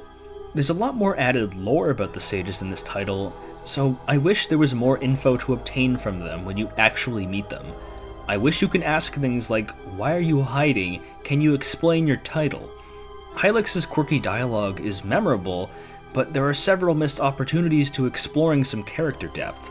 I know that isn't the series' style, but they've already been flirting with some more traditional narrative devices and characterization since the sequel, so I wish we had some small dialogue branches a la Bethesda game, even if it's minor. Even if the main characters aren't safe from being kind of vague and hard to understand sometimes past basic assumptions for motivations. Like, why do your party members tag along again? Is it just a chance to hang out with the new Wayne? It's probably that. I'd risk my life and fight the King of the Moon to smoke a dart with Wayne at the very end of the tormenting, arduous fortress of Foglast. The Cone cultists are surrounding the mostly dead Gibby coffin, and Audazir is on track to his revival, so we must fight him. This guy on the right has a property for whenever he is wrapped, he tanks a hit without taking damage and only deals basic attacks. So if you just set up and ignore him outright and focus entirely on Audazir, then take the other guy out, it's an extremely easy fight. Like a joke easy. But it's all for naught, because Gibby's coffin rumbles.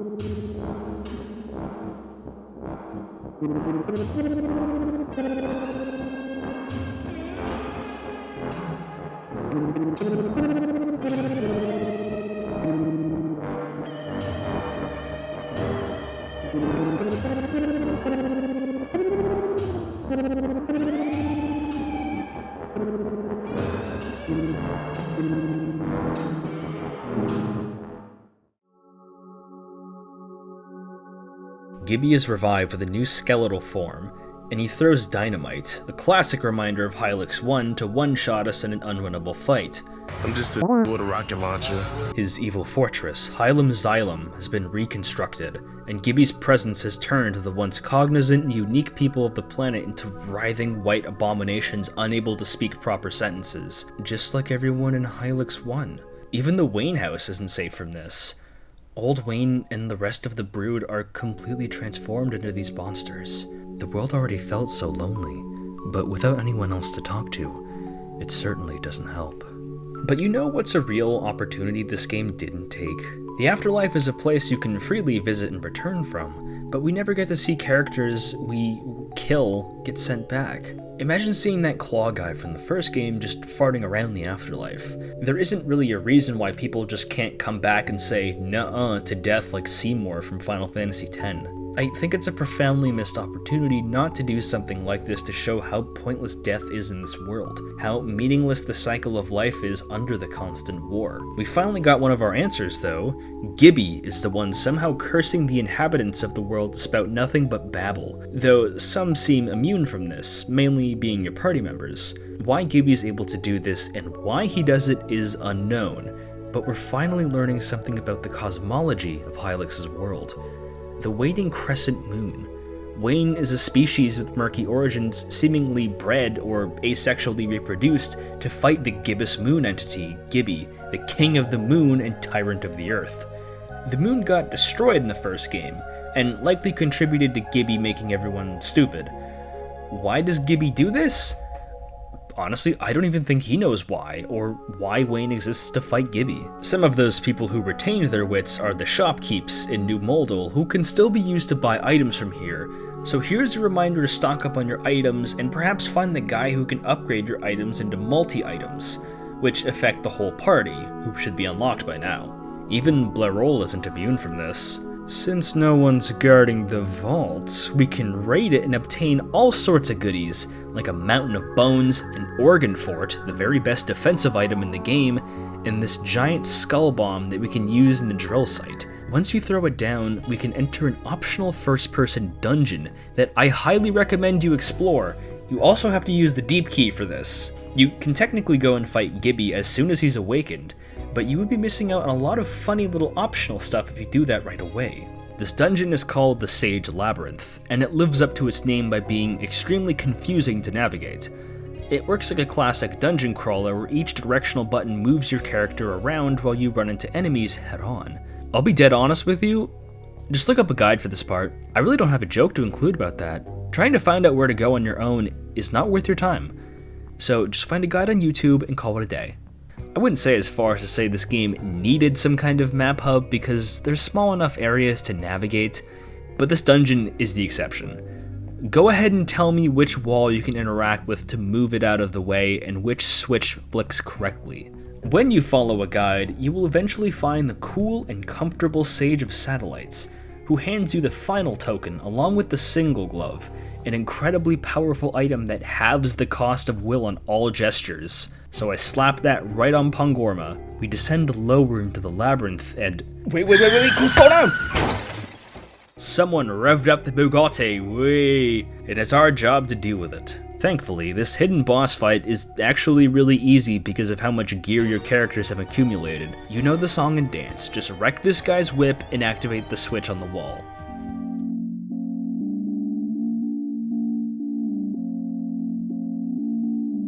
This is the airship of the sages called Dislarn Moon, and it is now becoming a roaming presence in the air. We have to crash our ship directly into it in order to board it. Let's ask how our party members feel though. New haircut? No, it's a seasonally occurring lamellar structure. That big airship is a remnant of the Sage's empire. I was denied their gesture in the past, but perhaps now? Okay, besides Dedusmolin's bug mullet, I guess Pongorma is really old if he kind of knew the sages in the past. The music here is really sublime. It really sells the feeling like you're exploring a lost, forgotten piece of history that's only recently been resurfaced. We can find some old acolytes selling some extremely powerful gear, including single gloves and organ forts, which you can stockpile depending on how many bones you have. But the real focus is the final, secret gesture of the sages, a gesture that will finally put the nail in Gibby's coffin, Bombogenesis. The requirements are steep. You have to be in charge to use it, but let's wait until we get to Gibby. We aren't required to get this gesture, but you're going to want to see this in action. Once we finally have our upgraded gloves and gear and gestures, all that's left to do is hand in the last of our antennas to the TV island. You honestly don't have to buy any regular items from here, because all the stuff you've picked up casually will be just enough. Now, let's hop on board and ascend to Hylics Xylem.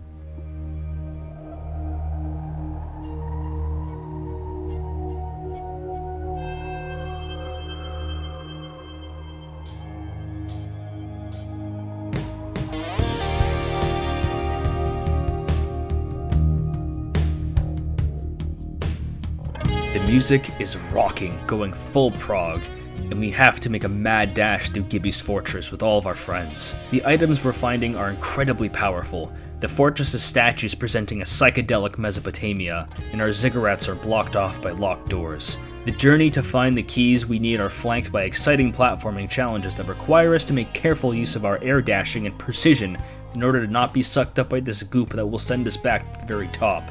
There will often be areas you can't access until you go to a lower floor and drain the fluids. So the goop from that platforming challenge leaves a bunch of items and a hole to fall through to progress. The entire fortress loops around itself and doesn't overstay its welcome. I wasn't the biggest fan of the dungeons in this game, but Lindroth really knocked it out of the park with Hylics Xylem. The aesthetic, the music, the puzzles, everything here feels great and substantial, a proper build up to the final boss. This is all assuming you're avoiding all the overworld fights, which can be a pain to do because they've gotten pretty damn fast and can catch up to your ground running speed pretty quickly. You have to dodge roll and fly out of the way and make sure you don't plummet off the edge, which will send you back to the very entrance. But your progress on the puzzles won't be reset, thankfully. If you do choose to fight these enemies, you can pull some crazy loot, but all you need to win this fight was given to you before you even stepped into Hylics Xylem. And I'm not talking about the items. I'm talking about your friends. Behold, the heart of the renewed Hylics Xylem, fueled by the terrestrial juices. We will forge an improved zone. Gibby, emerge from that vessel. The Hylics Xylem was a failure. Only now does the accretion's long dark age begin to subside. You were not even a larva when the prior Xylem was formed. Had you witnessed it, you would not malign it so. I forgive you for destroying my satellite. From this world's matter I'll produce a better one, and perhaps allow you a space there. You'd mulch this entire zone? I just got the new ranch set up. So many artifacts remain hidden from us. You'd rob us the joy of uncovering them. Spare me your trivialities, Pongorma. You witnessed the empire of the sages. Only through my work here can such grandeur again be realized. Alas, I've become habituated to this shabby planet. Very well. There is no need for verbal debate. I've bathed in the terrestrial juices. Witness my omnipotence!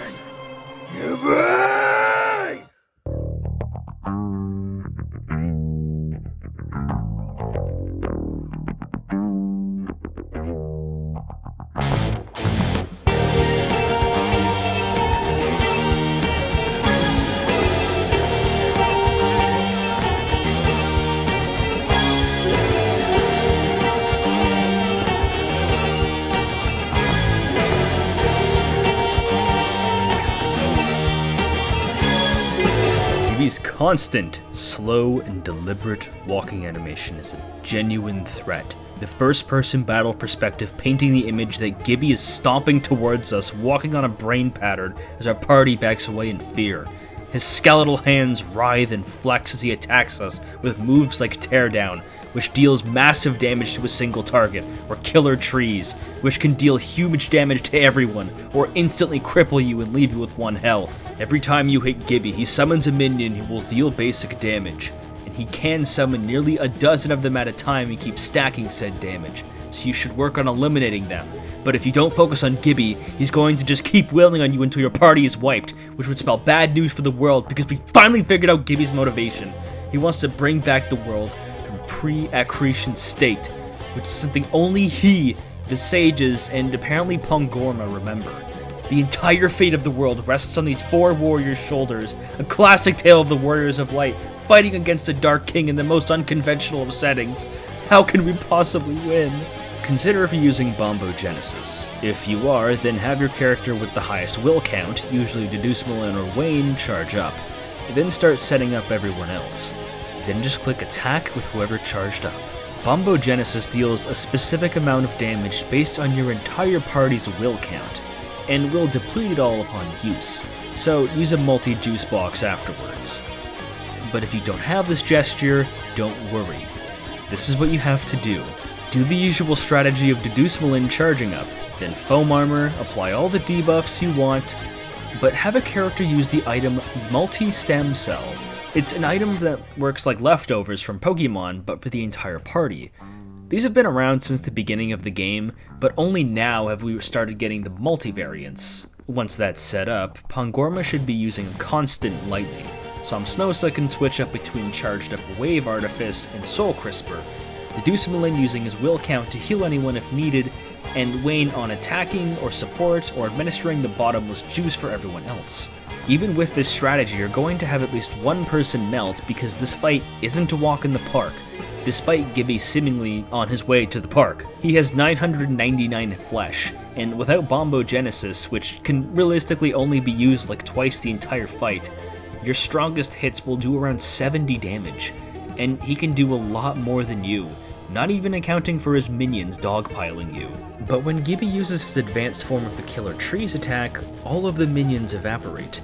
The key to this battle isn't sprinting and dealing as much damage as possible as quickly as possible, it's a Pyrrhic battle of attrition that can only be made slightly easier with the Sage's special items and gestures, using their knowledge of the old world to put down this tyrant. Once the king is dead, we play some sick tunes.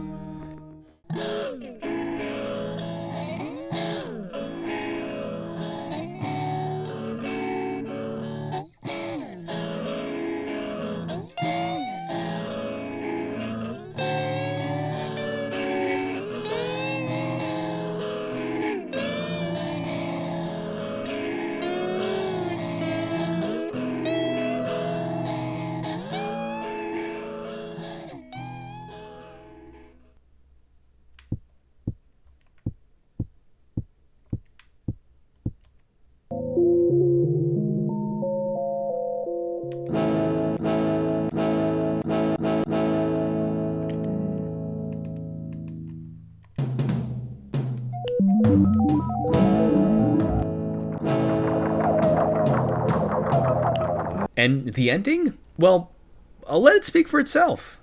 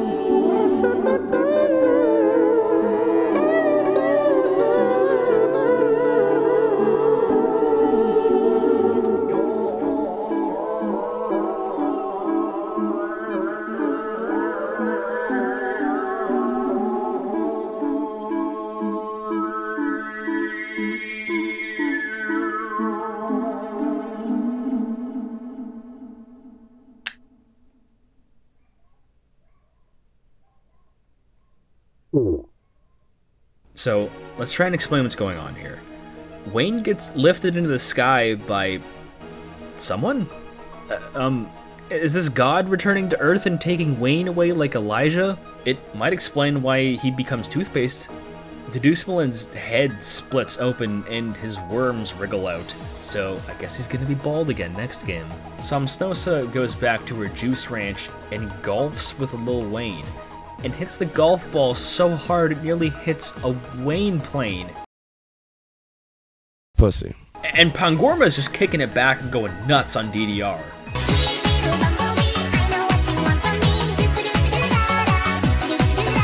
And that's the ending. So why does it end like this? To answer that, let's take a step back and try and understand what's actually going on with Hylics. Remember the questions we raised about Hylics 1? Some of them have been answered, or some new light has been shed, but we still don't have a lot of info on some crucial topics, especially the main characters, who have become dramatically more important with the details revealed in Hylics 2. So what do I think about the sequel? To summarize, it took a lot of steps forward, but also a few steps back. As a narrative continuation, it was excellent and everything I wanted and more, but there were some hiccups with the gameplay. The battle mechanics were fun and not too hard to understand, but there felt like less room to experiment with, and general grinding was made incredibly tedious when it wasn't nearly that bad in Hylics 1.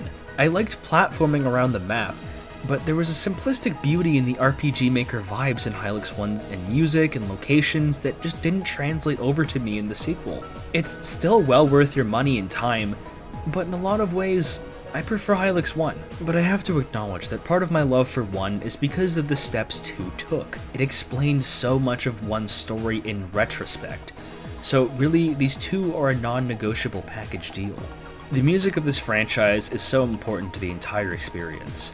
If it weren't as delightfully strange and up to interpretation, I just don't think the series would be as accomplished and beloved as it currently is. The song titles are just as abstract as the environments they play in. It lays the groundwork in such a fitting way that without these exact tracks, something would be sorely amiss, like a half missing its other half. The game was released in the summer of 2020, so due to an unspecified social contagion event, everyone was inside their house, and because of Hylics' unique style and low price, a lot of people gravitated towards the second game, which naturally lent itself well to people buying the first game and becoming fans of the franchise. Just by the spike in Steam reviews, you know people really ran with this series and made it their own, producing a lot of excellent fan animations and artwork. Thousands of people know about this game's art style, quirky writing, battle system, etc., but what really gnawed on people was the ongoing story. There were a lot of dramatic revelations, or at least the hint of a revelation scattered throughout the series, but a full picture is yet to be sculpted, and it wasn't until May of 2023 when Absent Moon, a musical expansion of the franchise, suddenly dropped. You didn't mishear me. Hylics has a musical expansion rather than a game expansion. This album covers events directly after the events of Hylics 2, so we might finally understand what's going on with the story, and maybe why Wayne is a tube of toothpaste now. Absent or Moon refers to the fact that the moon has been gone since Hylics 1, but perhaps something involving good old Wayne. So here's how the album works. There are 14 tracks, but half of those are instrumental versions of the 7 vocal tracks, each sung by a character in-universe. So let's start with track 1, The Champion of Inui / Into the Pastel Sky, sung by... Huh? What do you mean Vinny Vinesauce is singing this? And it's about Wayne? Like, what? So, Vinny Vinesauce is the canon voice of Wayne. This changes everything. That is really unexpected. Wow. Only Hylics would get Vinny Vinesauce to be the voice of its main character. No. This is not a corruption. How could it be? The lyrics go something like this. What have I become? I've lost myself to the endless cycle. After this, the moon will never rise again. Felt the snap of death and been reborn in every direction. This isn't living, this is dying for the same beginning. This is set from Wayne's perspective. He's talking about the cyclical nature of his species, about how he is born and reborn over and over without any ceasing. I'm trapped within this phase. I simply wish to close my eyes. Will your hands pull me away into the pastel sky? Recall the hands from the ending of Hylics 2. Perhaps these weren't literal hands, but metaphorical. A metaphor for Wayne feeling dejected and lost in his life and simply leaving it all behind. He's grown sick of his many lives fighting Gibby and desires for his own life outside of his destiny, even doubting his own autonomy as an individual, crying out to someone or a metaphorical god to take him out the planet. The only thing that keeps him sane after all these infinite years are his friends. But even that is not enough to keep him around anymore. He keeps asking himself if he will continue, and he says, nah, and now he's just gone. He's left. And now what? What do his friends think? What's gonna happen to the cycle of the world? Never mind that, because the Promethean's Lament is up next, and it takes place from Audazir's perspective. Remember Gibby's resurrection guy? He's quite important, actually. He's even on the album cover. The song is about the failed resurrection of Gibby in Hylics 2 and how that failure has inspired Audazir to create something entirely new that reflects Gibby, but also stands on its own. The song even sounds like a tuned-down, more chilled-out version of Fancy Meat Computer, reflecting how this creation will be similar, but still different from Gibby. The next song is called The Way Back Home, and it's about Samsnosa, but narrated and sung by Dracula in Universe, which is an incredibly interesting choice. Why Dracula is so interested in her is beyond me, especially when Samsnosa is supposed to be the vocalist of the band with the other party members. The lyrics are so lonely, narrating Samsnosa feeling alone in her entire life, how she kept ignoring something dubbed the calling, how the ambulance skulls have followed her entire life, even resulting in the implied death of her previous family. But now that she's all alone and her remaining friendships have decayed, she leaves it all behind to find her true calling, finding other people like her, as in her own species, which are confirmed to exist, but in a land far, far away. Species is something I neglected to talk about because it isn't spoken of much, but Deduspelin has a defined species, because there's another character in that species you can meet with the same head as him. This song is beautiful. The guitar weeps strongly as Dracula, described as a Homer-like omniscient narrator by Lindroth himself, tells Samsnosa's life story, but the devil is in the details, implying that once Wayne suddenly left, everyone just kind of split up, like a friend group after high school. Everyone is on their own path, including Deduspelin in his own song, Seasons. He still has his passion for archaeology and learning, but he has a different way of coping with Wayne leaving. He's throwing himself into his work, but he feels that a lot of things are off. The entire gang never felt the same after Hylics Xylem. He feels disconnected from everyone, but the world itself is also changing. The nights seem to have become longer, the environments are different. He uses Wayne as a reference point, trying to find clues to his whereabouts, and never settling for just letting him go. His thirst for knowledge and thirst for Wayne's companionship are comorbid, perhaps linked entirely psychologically. The whole song is nicely wrapped in a nice metaphor for the seasons, how people will change and come and go with the coming and going of seasons, and the waxing waning of the moon. Hylics, at its fundamental core, is about the non-stop, perpetual, continuous motion of time and reality, and how some things will change and falter with it, and how some things will always simply be, no matter what. Spell of Absurdity as the world begins to wane is super interesting, because the perspective isn't immediately obvious. An unknown narrator recites events over a strong beat, talking about how much he admires Wayne, about how the group he was previously in became broken and scattered, about how much it darkened his mental state. The world seems darker, warped, and the only thing he can do is what he's done his whole life, fight back. But fighting largely lost its meaning. He finds no glory in combat, because it's solely become about survival, which has become overridden in his mind. The old man stayed, an aged knight set in his ways. This song is about Pongorma, and it carries a deadly meaning for his character. He's been around the longest in the cast, and all he's done with his long life is fight for Lord and Land. But he learned how to fight for his friends at the end of his life, and for himself. Somsnosa is depressed and drifting. Dedusmolin looks for angers and tries to hold on to his memories, but Pangorma is angry. He feels a little bitter and upset about it, and he repeats to himself, "When will the cycle end?" 4 times, each time getting fainter as he dies. Pangorma dies, believing his life to be ultimately wasted on war and bloodshed outside of a few short years spent alongside his friends, which was such a short arc in his entire life. Yeah, Pangorma bites the dust off screen. I think it's a great way to bookend this character, someone who spent his entire life fighting, dying in a battle as an old man who refused to adapt.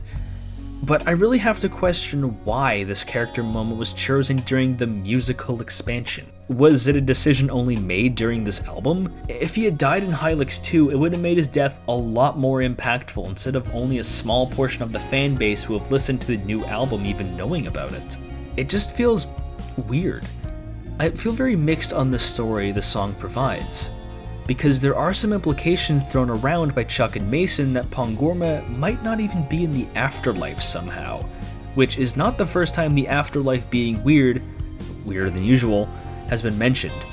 Perhaps the cycle of Wayne and Gibby is what's keeping the afterlife open as a revolving door. But our final song is Upon Us.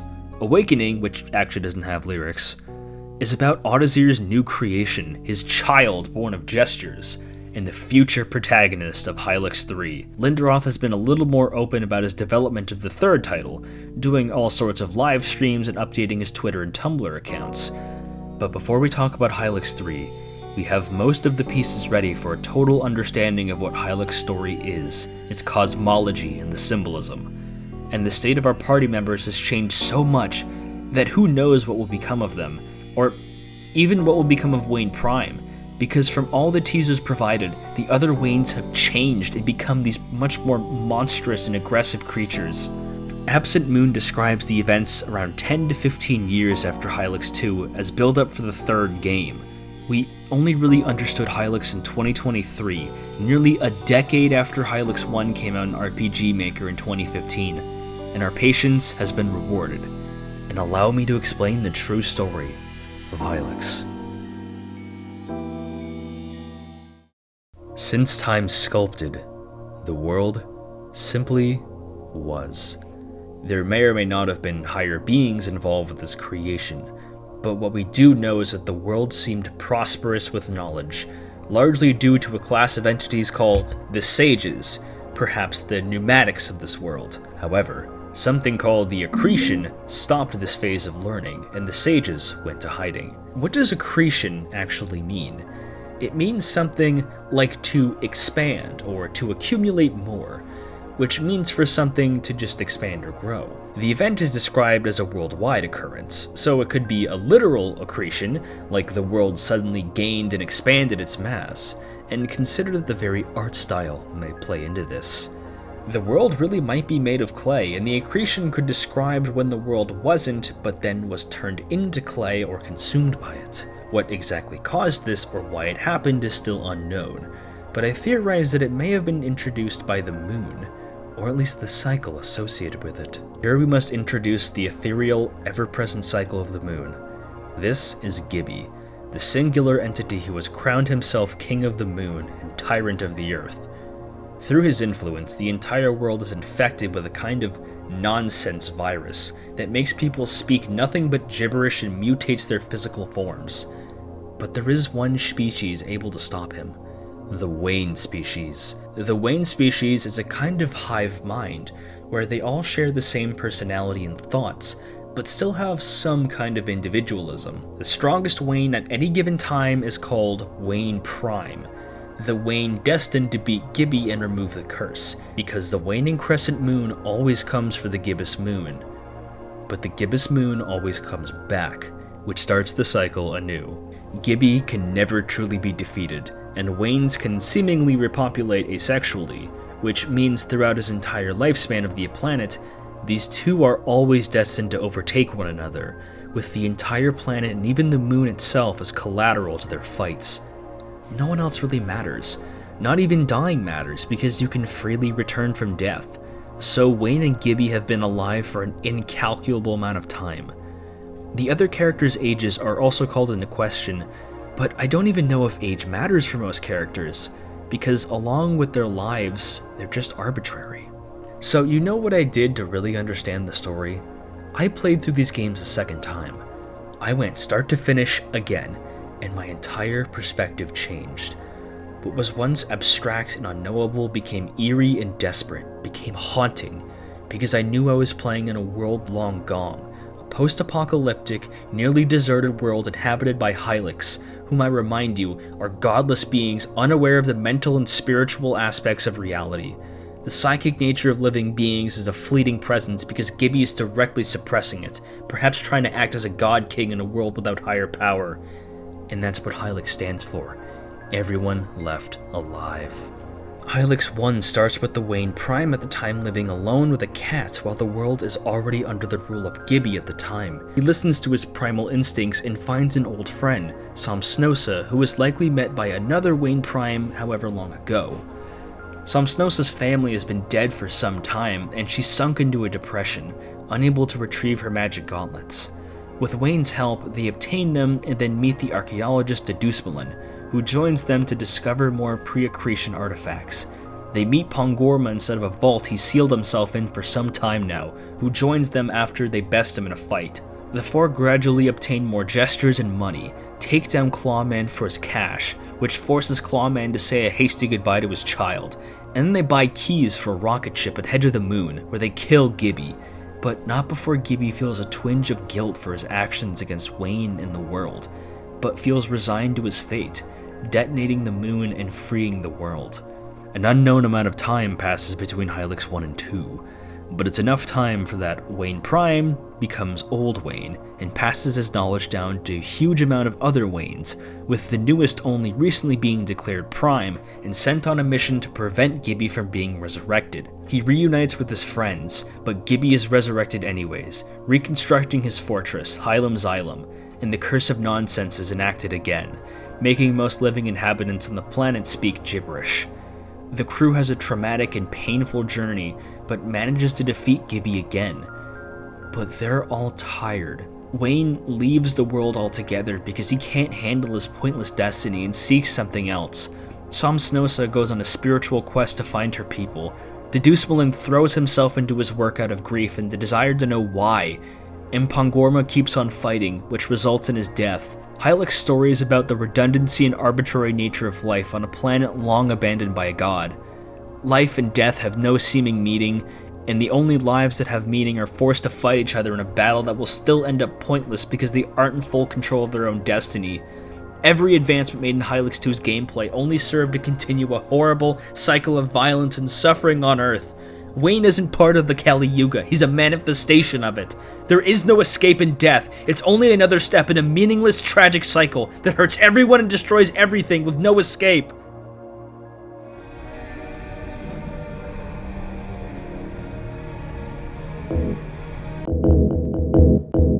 But it might be over. The new protagonist hinted at Hylics 3, the eventual sequel, is made by Audazir and might contain some parts of Gibby. Wayne has left the world and his species is becoming astray, changing. The afterlife is becoming more difficult to freely enter and leave. The recurring cyclical elements are beginning to change and alter. Other characters not connected are being introduced. Older ones have left, and the future, for the first time in this world's history, is unpredictable.